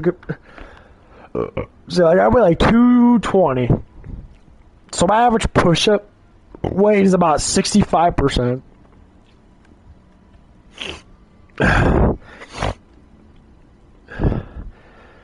Give or take. 65, 70. I would say 60, yeah, it's close to 65, 70%. Depend on, you know, how much of an incline that you have and shit like that. So I would say doing 30 or 40 of them, or doing even I would say 20 of them, do like 150 20 times for an average person. That's a lot of fucking weight to push 20 times. Of course, it's from the ground. You got your stomach sagging that, so like if you have food in your body, that yeah, it might be a little more difficult than that. You have to have more of an empty stomach. You can't have a lot of fluid in your stomach that because it's all feel like you're gonna barf it up. That's why it's good to work out after you digest your food. Just like anything else, you can't have food in your system when you're lifting weights. That's all I think about gorehounds, the fat fucking people out there, excuse my friends, the fat people out there. They stay consistently fat because they are constantly tired from eating. And the biggest thing is you could consume a lot of fucking calories. So like right now, I had Reese's sticks. I was going to eat them before I went to bed and shit, but ended up not doing it. I ended up not eating nothing before I went to bed. I ended up just going to bed, tired as fuck, completely fucking exhausted, because I eat at work. So me, myself, is trying to figure out how I can be able to sit there and do what I need to do. Eat out. I eat out. I eat out every now and again. Not talk about that. Oh my god. Anyway. But I'm teaching myself that, okay, carbing up with a pre-workout is great. The biggest thing, carb up with the pre-workout. Have a type of sugar in that. Because I found out last night I had a tea with just cane sugar in it. My energy went through the fucking roof. I was very surprised how much energy just having fucking sugar in my diet made me. Not carbs. Carbs do it a little bit, but just pure cane sugar. I was astounded at how alert I was. My muscles were working better than that. I'm just like, people say, well, get rid of sugar and that. Eat less sugar, eat more protein and that. Sorry to say, man, fuck all that stupid ass shit. Like, you don't need to eat a ridiculous amount of sugar. Of course not. Come on, guys, get in here.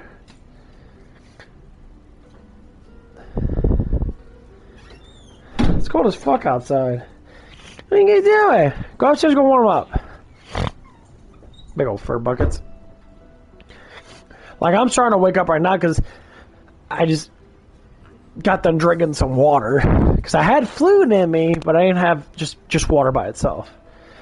What I'm trying to say is there's all kinds of people out there saying all kinds of stupid shit. And there's a lot.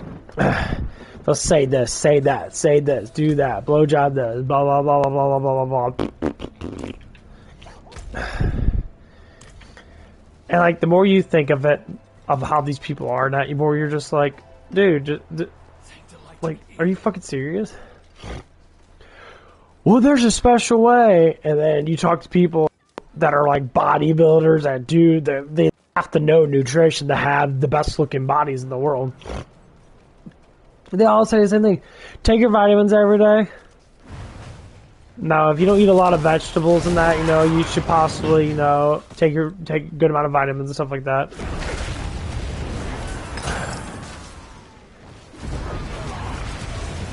And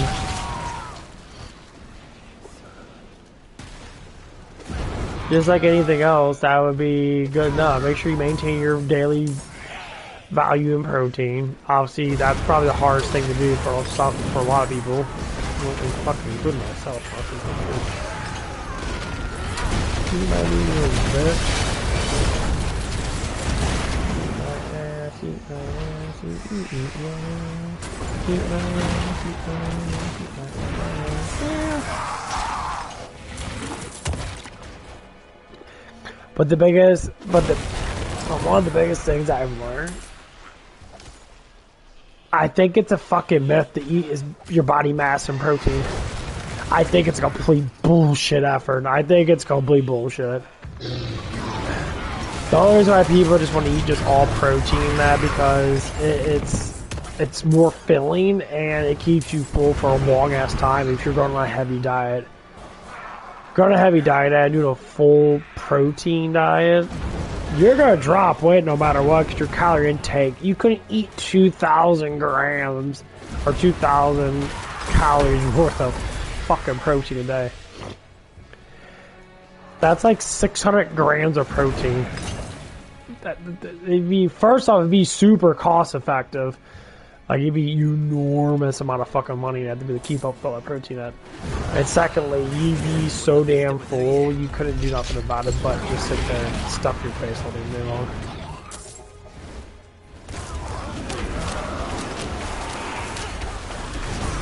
It'd be absolutely fucking pointless. So doing it would actually be not that good for you. And your body constantly produces all that protein that you have to have a good amount of fat that with you net. Just because the protein value is sometimes tough and annoying.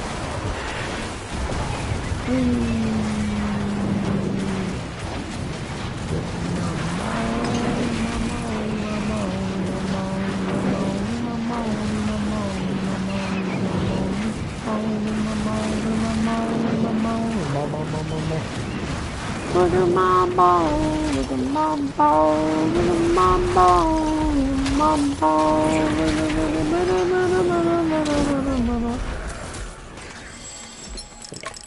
I'm being stupid as fuck.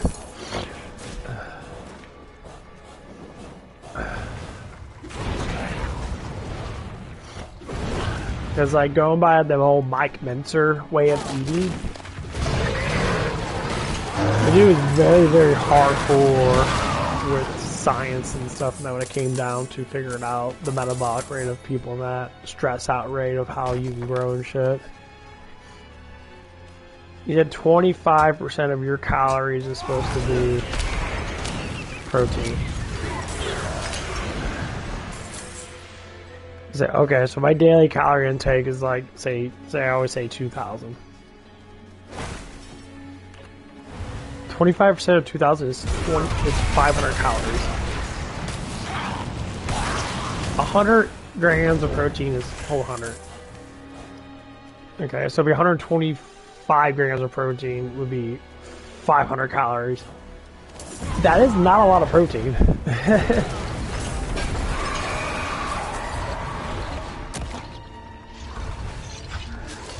It is 4 calories per gram. Most people eat per ounce, so, well, per ounce is like 7 grams of protein, or like 5 to 6, I'm going to say 5. 5 ounces of protein gives you 25 grams. That's not a lot. Like, that's very easy to eat. So, like, eat just a little bit here and there. It's good. If I see all these, you know, big guys that like Brian Shaw and all that, you always think, yeah, I guess Brian Shaw is 400 fucking pounds. 25% of his calorie ratio, he has to eat 5,000 calories a day. So 25% of his ratio, it's gonna be like 300-400 fucking grams of protein.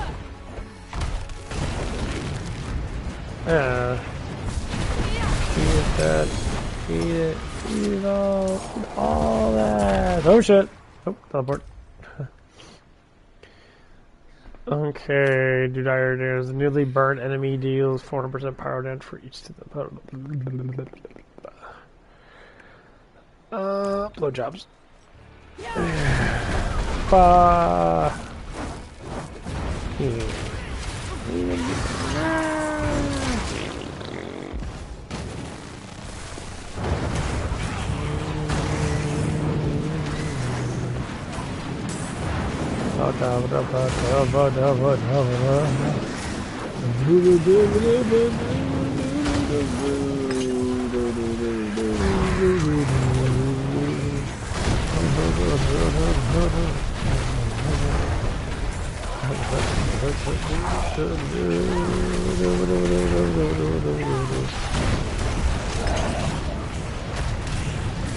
Like when you see like these kids trying to say, "Oh, I eat like 300 grams of protein a day," you're like, you're literally shitting out bricks of fucking stuff. Your body's not gonna process all that fucking protein. The body mass in grams is a fucking lie. You do not need that much protein. Why? Well, scientifically, your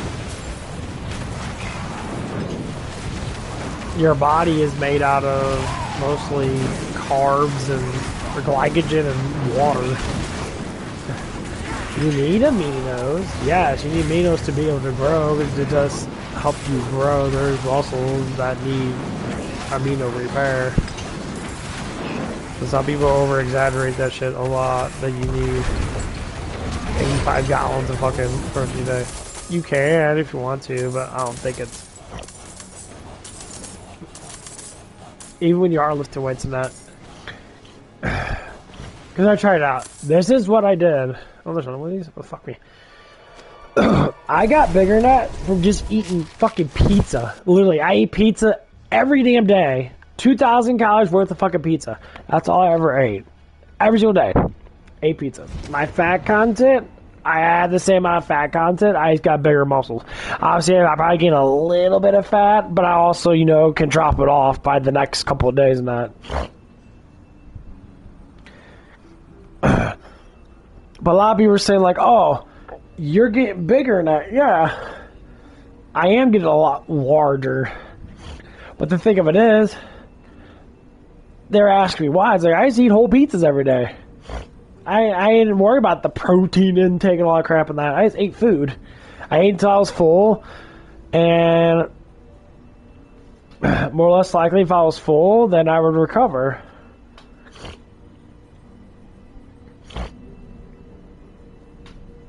You know, some people say certain things and that, you know. This is a grade you set, and that grade you set says, you know, you can maintain gain. You just eat like, but you know, the dude's been working out and been doing the calorie deficit shit for 40 years and that, learn all this stuff and that. Yeah, you could be, if you have 2,000 calories, if you're always in a deficit of 200 calories compared to your main base, as long as you can get all your nutrition values in, you're always going to lose weight no matter what. But the thing of it is trying to get your body to get to that point. Like when I say with me that, like, my arms are, I got really big fucking arms. My arms are rather fucking big. Like, they're quite fucking large. You know, could they be bigger? Yes. Do I want them to be bigger? There's probably a possibility I don't want them to be bigger. I could curl 35 pounds in each arm. I could do, you know, sets of like 7. You know, like, how much strength do I need? Not a lot. Because, like, the heaviest that things need to be lift at my job is like 50 pounds. So I'm doing truck today. Every time I do truck in that, I burn my body out. I always do all the time. I burn my body out in that to the point of like, man, I'm tired. But I do it fast. I see other people try to do truck in that, and they're just so fucking weak. They can't do it. It's really hard for them to do it. I was like, well, yeah, because you don't lift weights. You're weak for the physical aspect of this. You know, you're not expected to pick up something and be like, oh, I can carry it. That's why being strong altogether, constantly doing, say, body weight exercises is your best bet. If you constantly do push-ups every day, you know, it does good.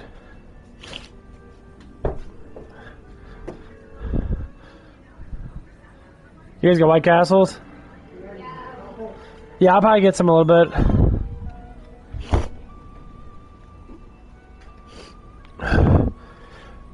But like I'm learning a lot from, like, I haven't been more. I've been doing push-ups and that, but I haven't been really working out like I used to. You know, because of the cold air and that. I don't like being in the cold too much.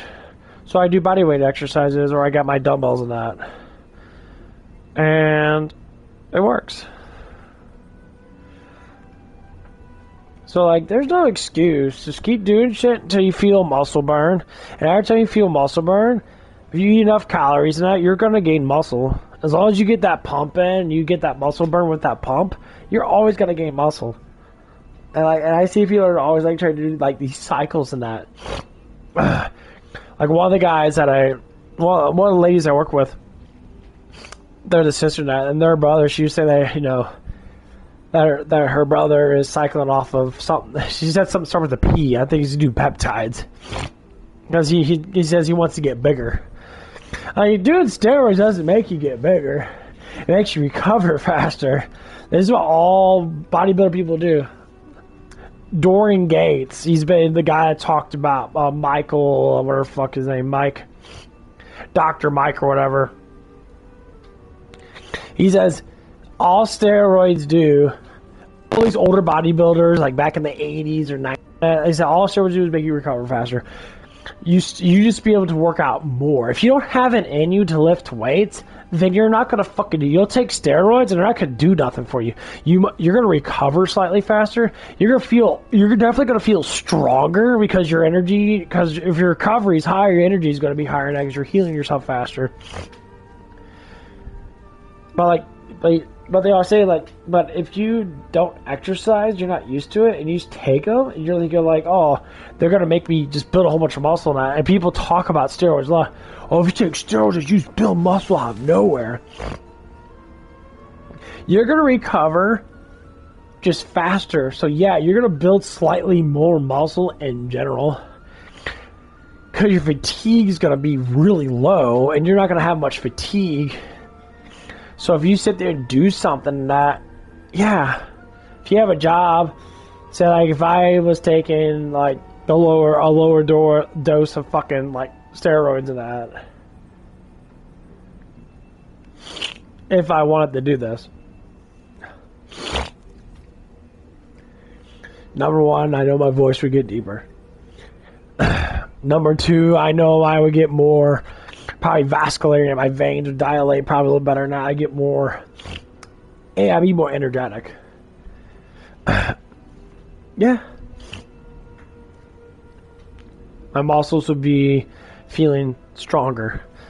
But it always affects your heart more. But you only affect your heart when you actually are lifting. Taking steroids doesn't make your heart fucking explode. It just makes you, when you work out so much, because you build up so much muscle, your heart has to keep up with all the muscle mass. That's why having an enormous amount of muscle mass is bad, because you only need to be so strong. It's good to be healthy strong than it is to be bad strong. Bad strong is being like abnormally fucking huge. Like if your body frame's not that fucking big, you shouldn't suggest getting fucking 280 pounds worth of muscle. If your body frame is medium, say like you're like an average body frame between like 5'8" and 5'10", like kind of how I am, you could get rather fucking big, but you're not going to get like Brian Shaw big. You're not going to get big like Eddie Hall and all these big guys in that, or even like Arnold. Arnold was like 6'3". You know, I mean, like, yeah, but if you could take shit ton of steroids, that you'll get strong. But the thing is, you're going to end up fucking killing yourself. Eventually.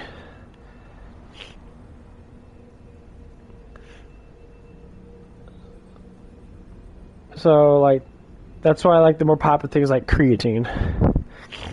Creatine works out really well. It's a natural, it's natural.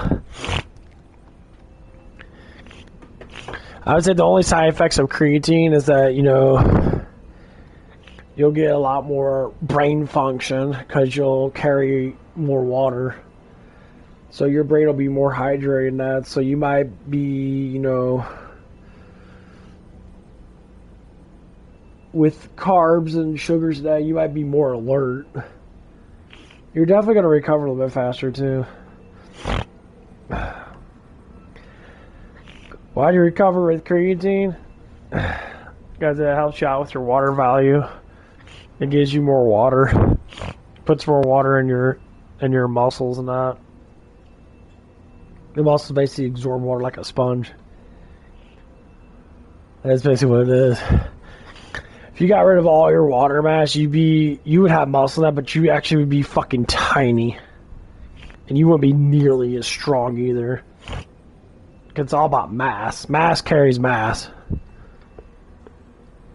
When people say they have explosive strength, it depends on their mass. You don't see a person that's 120 pounds bench pressing 300 pounds. His mass would not be able to carry it. I mean, yeah, if you had someone up and out and that, he like gave a huge amount of energy into it.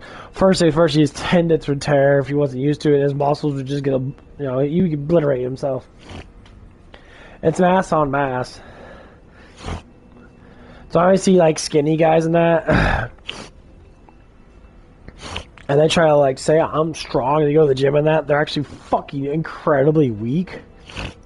They're strong to a certain extent, like on like bench press. Everyone knows how to do bench press.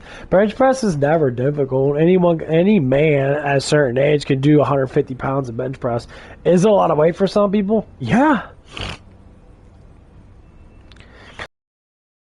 Because they do the average bench, someone never worked that before and that, never done push or anything like that, they only bench press like 85 fucking pounds. They don't bench a lot. Does it increase really quickly? Yeah, you'll go up to 150, 160 pounds really fast. You'll go, and then going up to 200 pounds, you'll go up pretty quick. But after 200 pounds, it gets to the point where it gets a little heavier. Because your mass of your body only has a certain potential. That's why doing like simple bodyweight exercises and that, you'll build muscle constantly. Because build muscle is not about adding more weight onto you. People say that it is. Only if your body's really comfortable with it, you can add more weight. All it does is lower down the reps that you're doing. So we say, oh, if you do too many reps, you're doing cardio. No, you're not. You couldn't do enough reps to do actual cardio. Try walking. Try do 20,000 fucking of anything. You couldn't do it. Like if you walk 20,000 steps a day, you couldn't do 20,000 fucking squats. Well, you're using more muscles than that. Technically, you are to a certain extent because you're bending. You're being more direct, but when you walk in that, you're using your whole entire body when you walk. So say if you cut it down to 1,000, you couldn't do 1,000 squat. So it wouldn't be cardiovascular to a certain extent because you wouldn't be doing it long enough. Your muscles will burn out dramatically faster. So the difference between cardio and lifting. Your muscles will burn out dramatically faster than that. The thing is, you don't need to recover as much when you walk because your muscles are never as fatigued. And you said you went for a jog in that, and you jogged for 100 steps. It'd be way different to do 100 squats. Because most people can jog more than 100 times in a row. Somebody would jog fucking 200-300 times in a row, if not even more. Now, just from here to my work and that, if you do, say, 250 meters in a jog, a decent jog, how many fucking steps would you be doing? Probably like 500 steps. You could do 500 squats. And things you wouldn't even burn your legs out. You'll get a little bit of a muscle pump in that. But that's the difference between cardio and lifting. Lifting is preparing your body to get more muscle mass, to get more mass. So, like, cardiovascular lifting technically doesn't even really exist. Like, you do really lightweight. And you have to do it a lot. But you're walking every day anyway. Like, if you can count your steps every single time you get up in the morning now, before you go to bed, you're going to get at least 5,000 or 6,000 steps in no matter what. Unless you've got a really lazy-ass fucking day. You're just sitting there being a complete dumbass.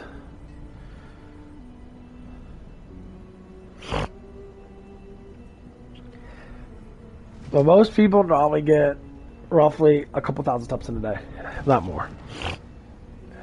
Some people say 10,000 a day because 10,000 is like that sweet spot. They say 11,000 gives you about 5. My watch said about 11,000. They got down to a certain thing. Of course, it's by weight. Obviously, you're going to get a little more. But doing about 11 to 12,000 steps is about 500 calories. People say, well, that's not a lot of steps. There's a crazy amount of steps. Of course, it goes by distance. Yeah, but imagine doing that many push-ups. You couldn't do it. Your body would burn out so fast. You just fucking, you would kill yourself trying to do that stuff. Your body couldn't do it. Your energy value would be quite fucking low. But the energy value of it's not your whole entire body being wasted at. It's just a certain muscle that you're using. So, like, the formula I like to use, you know, of course, I call it the friction method. It's all about how much energy you put into that muscle and how many times you can just sit there and use, like, when you sit there, like, vibrate your hand. Everyone ever try to, like, do that vibration, try to vibrate your muscles and that. Try to do that and keep that up for a while. Now, it's kind of vibrate your muscles. Eventually, the energy that's going to hit that muscle nut, it's eventually going to split that muscle fiber no matter what.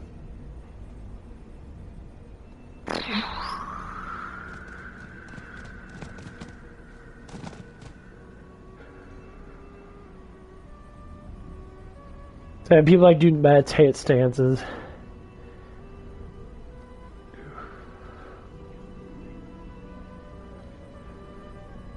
And they focus on their muscles. Kind of slowly getting tightened that.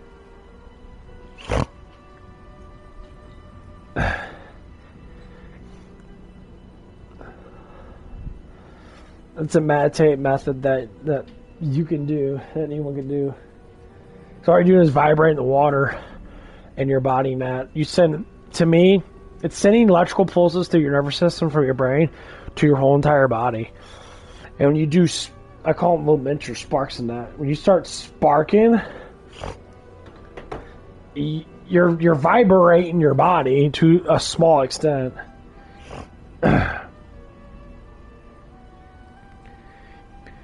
And when you do that long enough, you're gonna burn off gargantuan amount of fucking calories because your body's just gonna be first you're using your brain function, you're uniting your nervous system. It's basically like walking, but your whole entire muscle value is getting hit with it. It's not just that slow like moving, that's like your whole entire body has to get hit with it. It stays into that slight vibration to where it's like your whole body's vibrating. It's like having like a muscle cramp. I'm not muscle cramp, but like when your nerves kind of react on their own. But it's like it's not that dramatic. If you could get up to that point, I mean, obviously you'd be able to build muscle just by just sitting there and meditating all day, kind of like Piccolo does on Dragon Ball Z. It's meditating.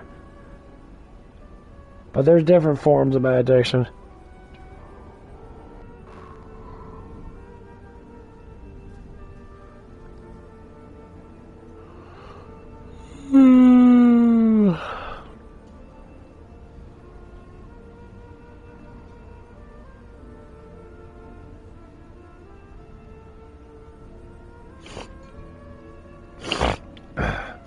Because controlling your energy values,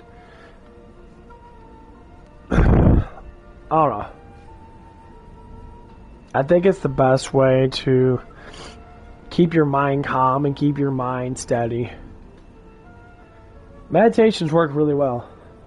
You know, God tells us about meditating, to go into a room, a quiet room, and tell us to pray and talk to Him in that.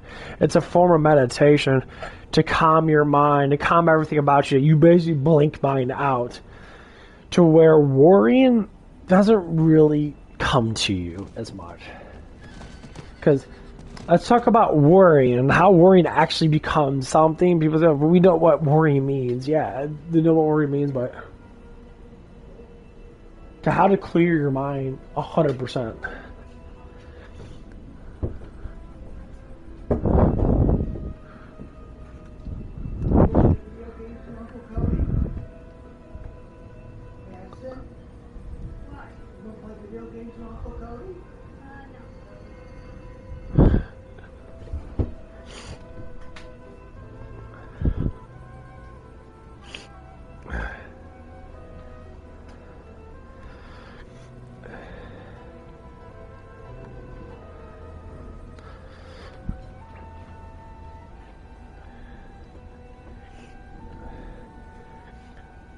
But anyway, what I was saying that before I go to bed and that people always say I always have trouble sleeping. I said, well, it is because your brain's too alert, and there's a reason why it's too alert. Either you got too much caffeine in you and your stimulant too high, and your brain's trying to burn all that stimulant out, or with having a stimulate brain, you're overly using it too much, and you know what I'm trying to say is like your brain can be stimulated, but you don't have to use it. Your brain's just gonna have to just go through the cycles to try to burn out whatever it is. Obviously, sometimes caffeine can be nullified instantly with eating.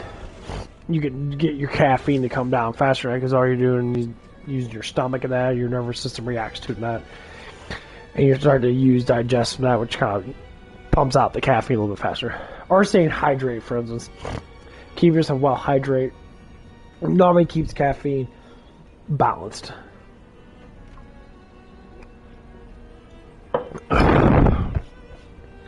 Having too much caffeine in your body is not good for you. Some people live off it. But caffeine works really well with sugar.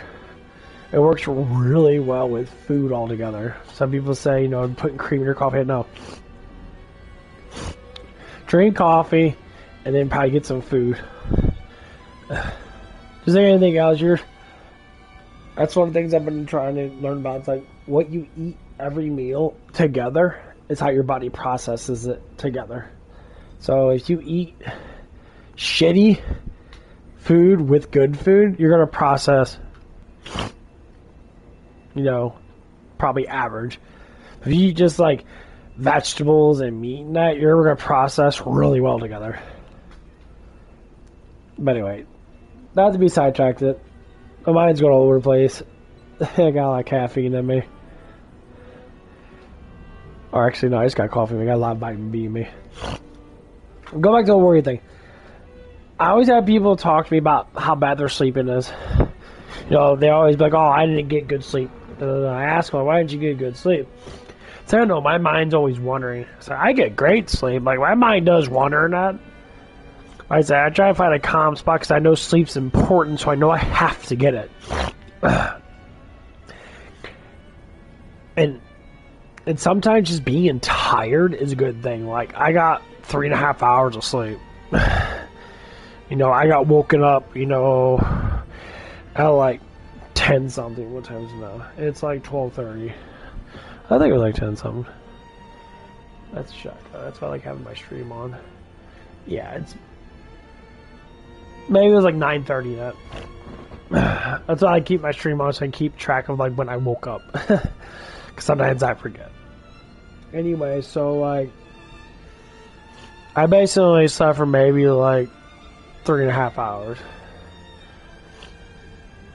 But like, okay, let me start my day now. Let's go ahead and get some shit done. You know, I'm playing games and I'm streaming that.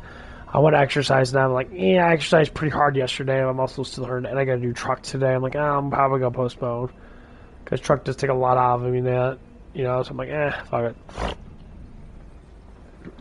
But I tend not to like keep myself to stop worrying so much about things that are not in my control.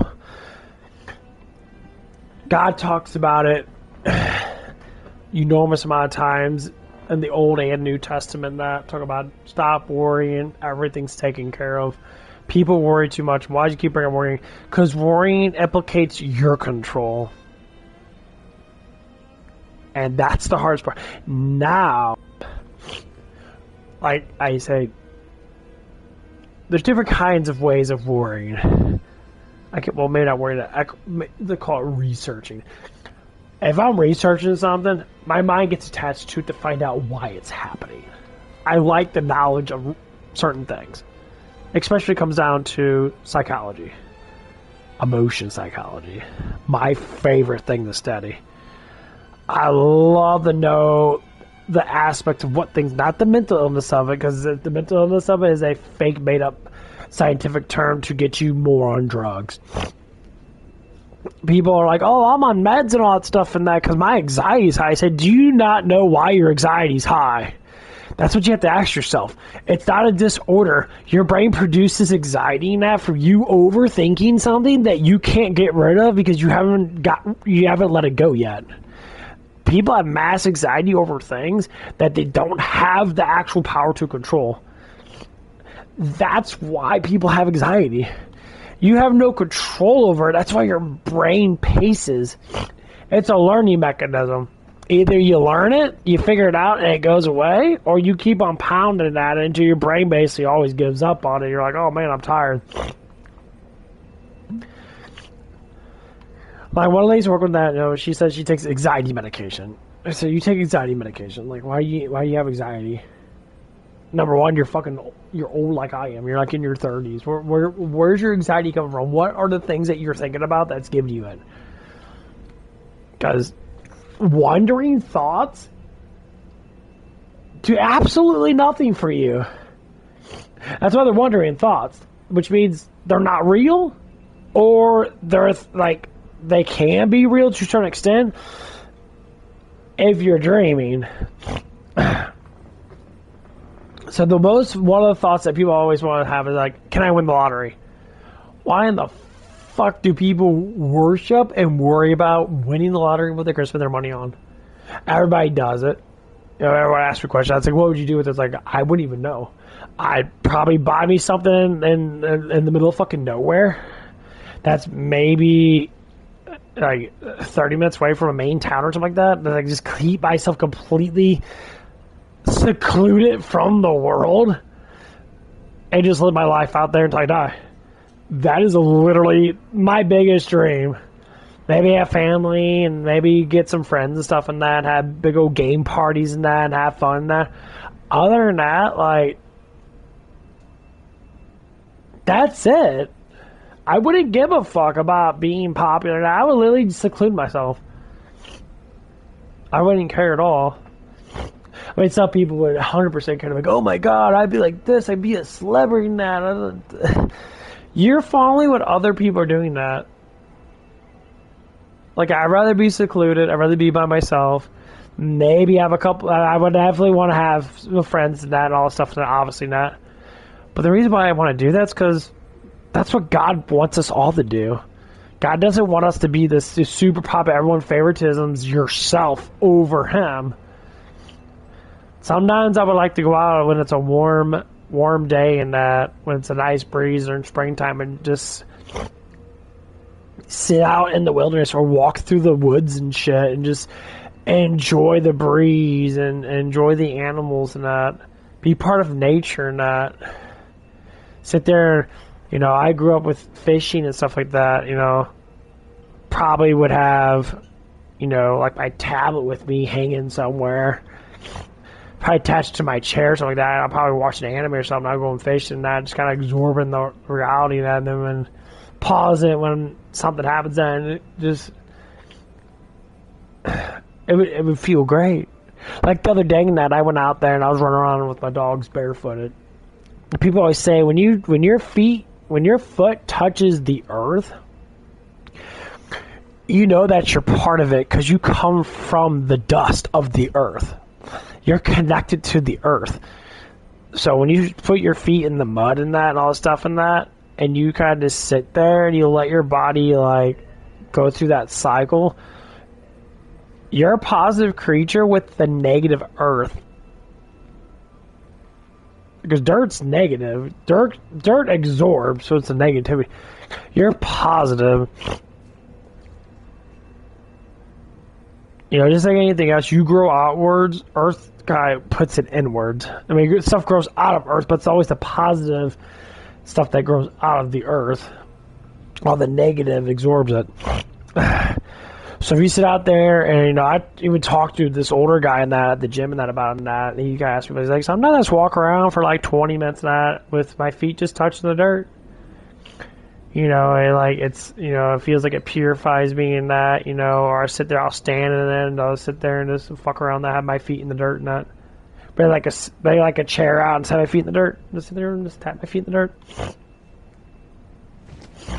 dirt. And like it worked yesterday and that when it was warm outside and that. I was running around with the dog and that, feet in the dirt and that. I did it for like maybe 10, 15 minutes and that. It was fun. Trying not to step in dog shit. I felt better. It's like the negativity just kind of like ran out of me. That's why having rubber shoes kind of sucks. Like leather shoes are a lot different, but rubber shoes, nullify that fact. Leather shoes don't. Like, if you have pure leather shoes,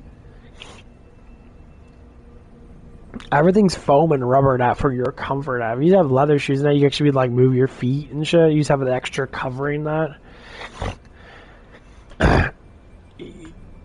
You'd be very surprised and how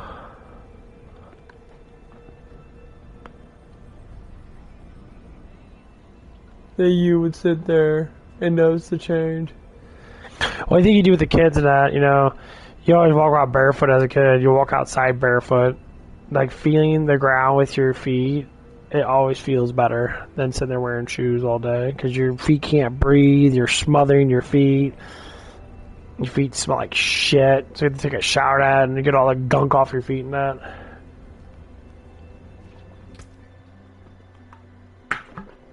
You lost connection to the server. I think I'm going to get off here in a little bit. But yeah. Try to do meditation that the Word of God always specifically says, especially in Psalms and Proverbs, that I would say more or less Proverbs. Being wise is trying to understand things and trying to be quiet to listen to things. So, like, practice listening to people talk. I know it's hard to do. Sometimes you always want to be the center of attention, that to a certain extent, which I think a lot of people tend to be more than others. Like for myself and that. Sometimes I just like to zone out and just listen to people talk. Just be curious and ask questions more and throw out statements and stuff like that. But I have to say most of the times that it's better off somebody being quiet, just listening. Because a lot of people like to explode with their emotions, and that's kind of one of the things I'm going to go to before I leave it. So me and one of the other lady managers, we stayed late night because she had to do some stuff, and I couldn't leave her alone. We're trying to get slightly more comfortable with each other, so to speak. Now, when I say, does she have any type of likeness to me? Yeah, she does. But it's like a balance thing. I don't push it too far in that to be able to sit there and establish anything. But she always seems like she's always not happy. She's always struggling with being happy now. And so, which is telling me she has a hard time expressing herself. She expresses herself with anger and behind people's backs. Which, people tend to do because it's a fear method. The demons want you to be fearful. That's why anxiety and having all these issues. Yeah. You have anxiety because you're not expressing yourself. That's probably the reason why I stream a lot. Because I like to express myself. And even though it's just random thoughts. But I think everybody has that kind of point in that when you got to have someone to talk to. And, I talk to God quite a bit. I talk to, God when I'm walking to work and that, or sometimes at nighttime and that. I just kind of talk to myself and that, I'm like, ask Jesus questions and that. You don't know until you ask. And you can't produce anything unless you do that, because you live life for maybe 100-something years. And the reason why time is cut off at that point, because back in the old days, back during Genesis, Noah lived for what, 300-400 fucking years, something like that. He lived a really long time. I mean, you're trying to say, why did God cut it off at 120? He said 120 is the longest you can live. The longest you can live, you will die. I think the reason why is that because sin itself, when you project and try to fight against sin for that many years, for hundreds of years, it becomes very difficult to do. You can be humble in that, but you're constantly fighting against evil. All these intentions, these emotional intentions on you, that's all evil shit. It's either good or evil. Demons never stop tormenting you. They never stop. They keep doing it until the day you fucking die. They keep on doing it. They keep on. Yes, you'll have ways of getting out of it by name Jesus Christ. Say it, Jesus Christ. Jesus Christ. His name has so much power now. And demons always come back. That's why being faithful every single day you wake up and that you give yourself a prayer or you think about Jesus, you think about certain things with God and that, and the demons normally stay away from you for that whole entire day. And then until you wake up the next day. It's a constant thing. And it's just as much as you have to go take a piss and a shit every day. You have to do that every single day. Why? Because that's just how it is. Is it hard sometimes? Yes. Because your mind's struggling that. And the funny thing is that God already knows that you're struggling.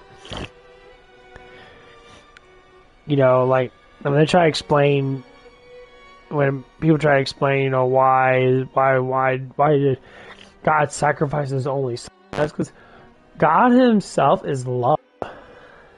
That's it. That's all you need to know. God is love. Without God, there's no love.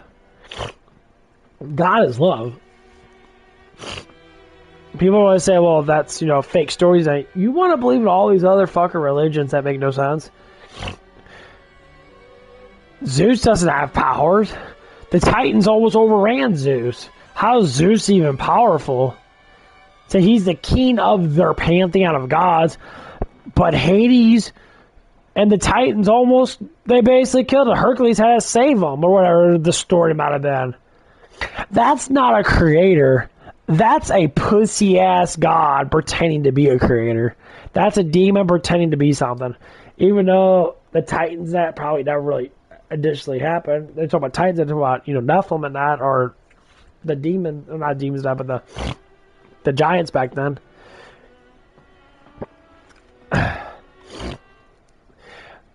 I would say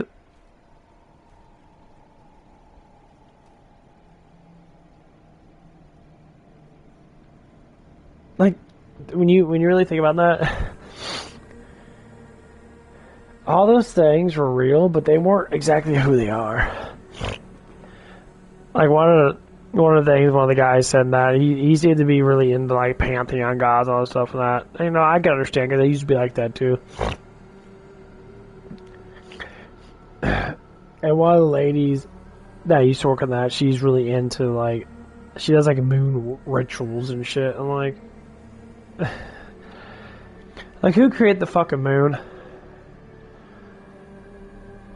Well, God did. Why are you worshipping the moon as a separate entity?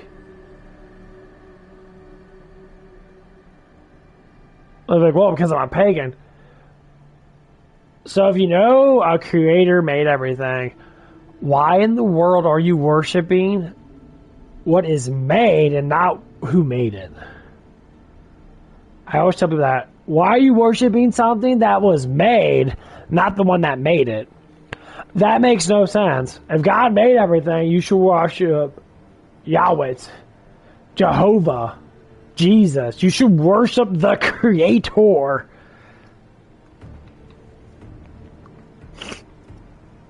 Why would you worship anything else? Or have it in your head because of movies and because of stories that have been passed down for thousands of years, and the movies that you watch, you believe in these things that it's hard to get out of your head, because I still kind of have it in my head too, but I'm getting closer to finally breaking it. And I'll tell you what, it works. Because there's why a lot of people have massive issues with this world, because they don't know what the fuck is going on. They live a world where they believe in so many different things, and they don't realize what they're believing in is not the actual truth.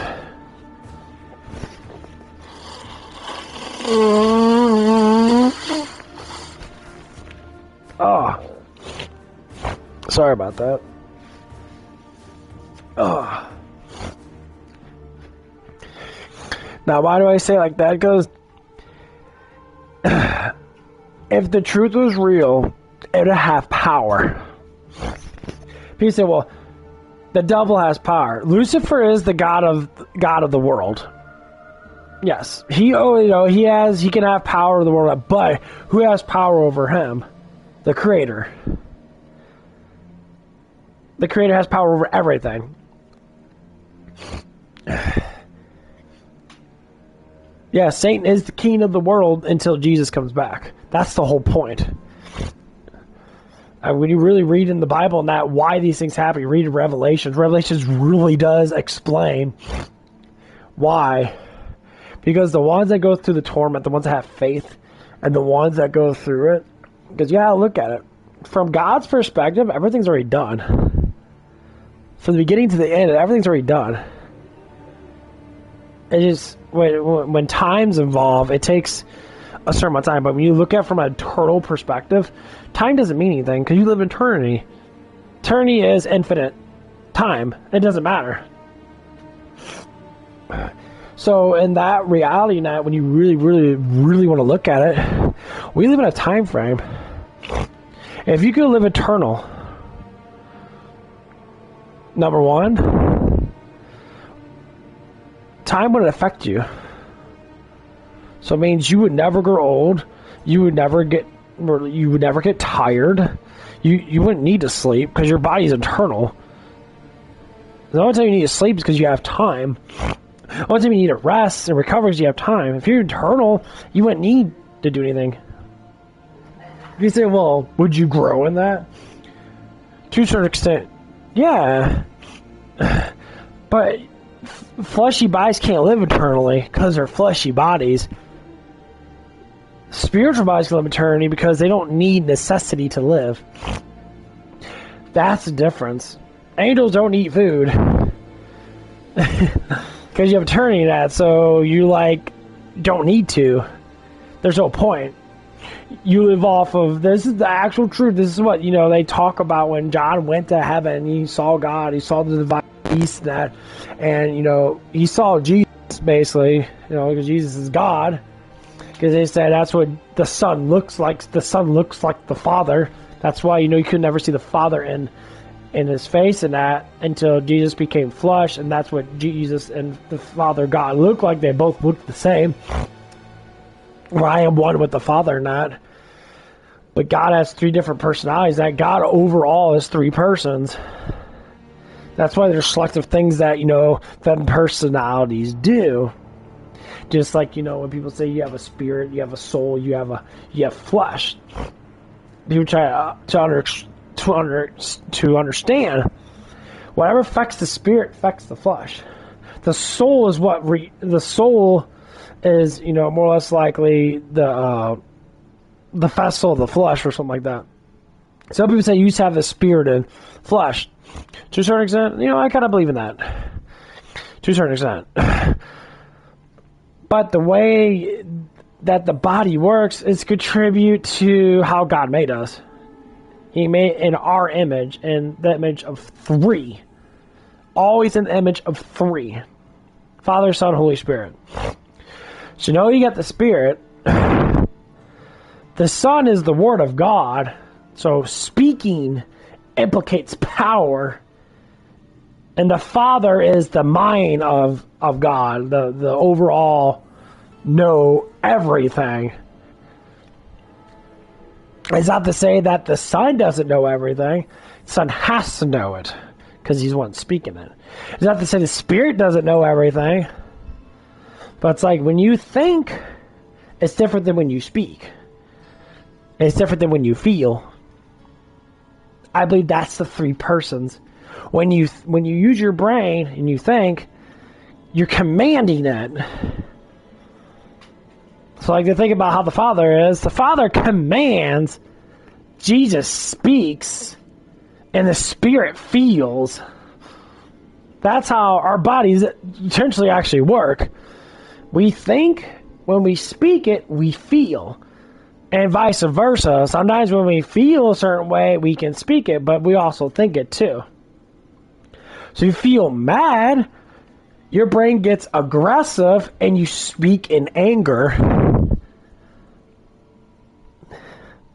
I might be having a Holy Spirit moment here, but I'll just say it makes more sense than what all these other psychologies, all these people do. It's a constant trio of working together. Like right now, I feel I feel the Holy Spirit. I feel when I talk about it enough and I bring up Jesus enough, I feel Holy Spirit. I feel balanced. I feel at peace. I want to speak the word and actually understand to a certain extent, because this is what the Spirit does. The Spirit gives you the wisdom, it connects you with God better, and it gives you that feeling of good, salvation, being helpful. It goes throughout the whole entire world.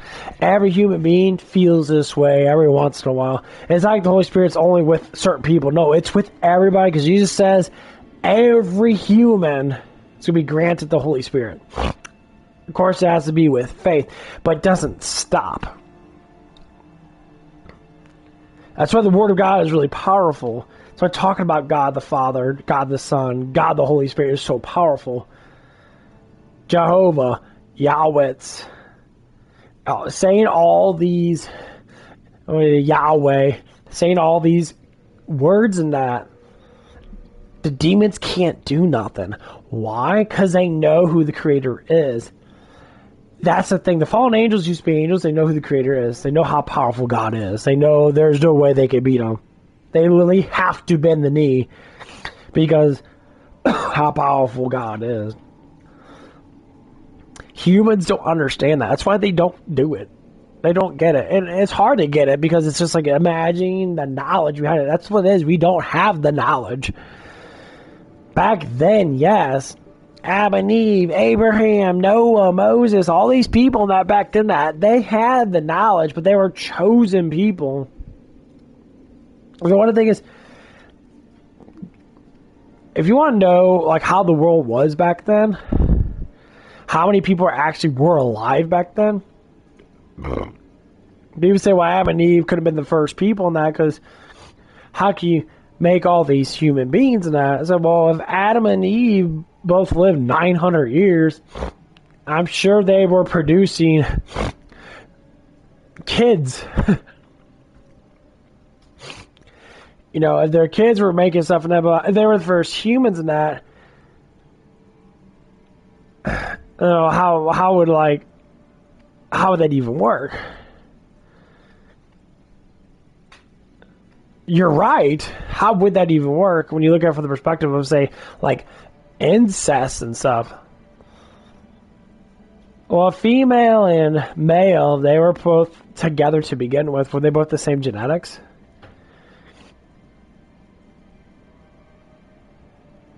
To a certain extent, yeah.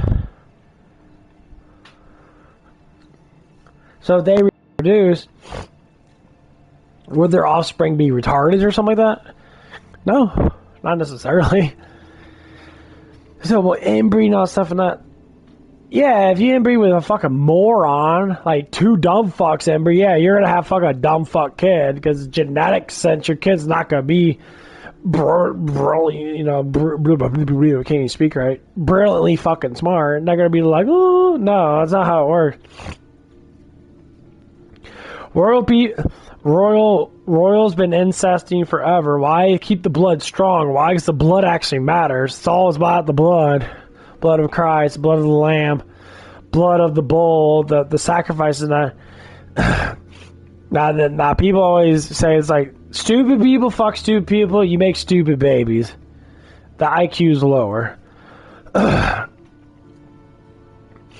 Now, people always talk about, like, these third world countries that are like Somalia, the Middle Eastern countries now, why their IQs are so low. Well, a lot of times it comes down to guidance. Their guidance is shit. When you go down to Christian guidance is always trying to amplify yourself to be smart. It's always about wisdom, being smart, being understanding, being helpful, being courageous, being, doing these things by being wise. A person with a low IQ could still be wise, obviously, if they train themselves, they still fall being humble. It doesn't mean that they're going to be fucking complete morons.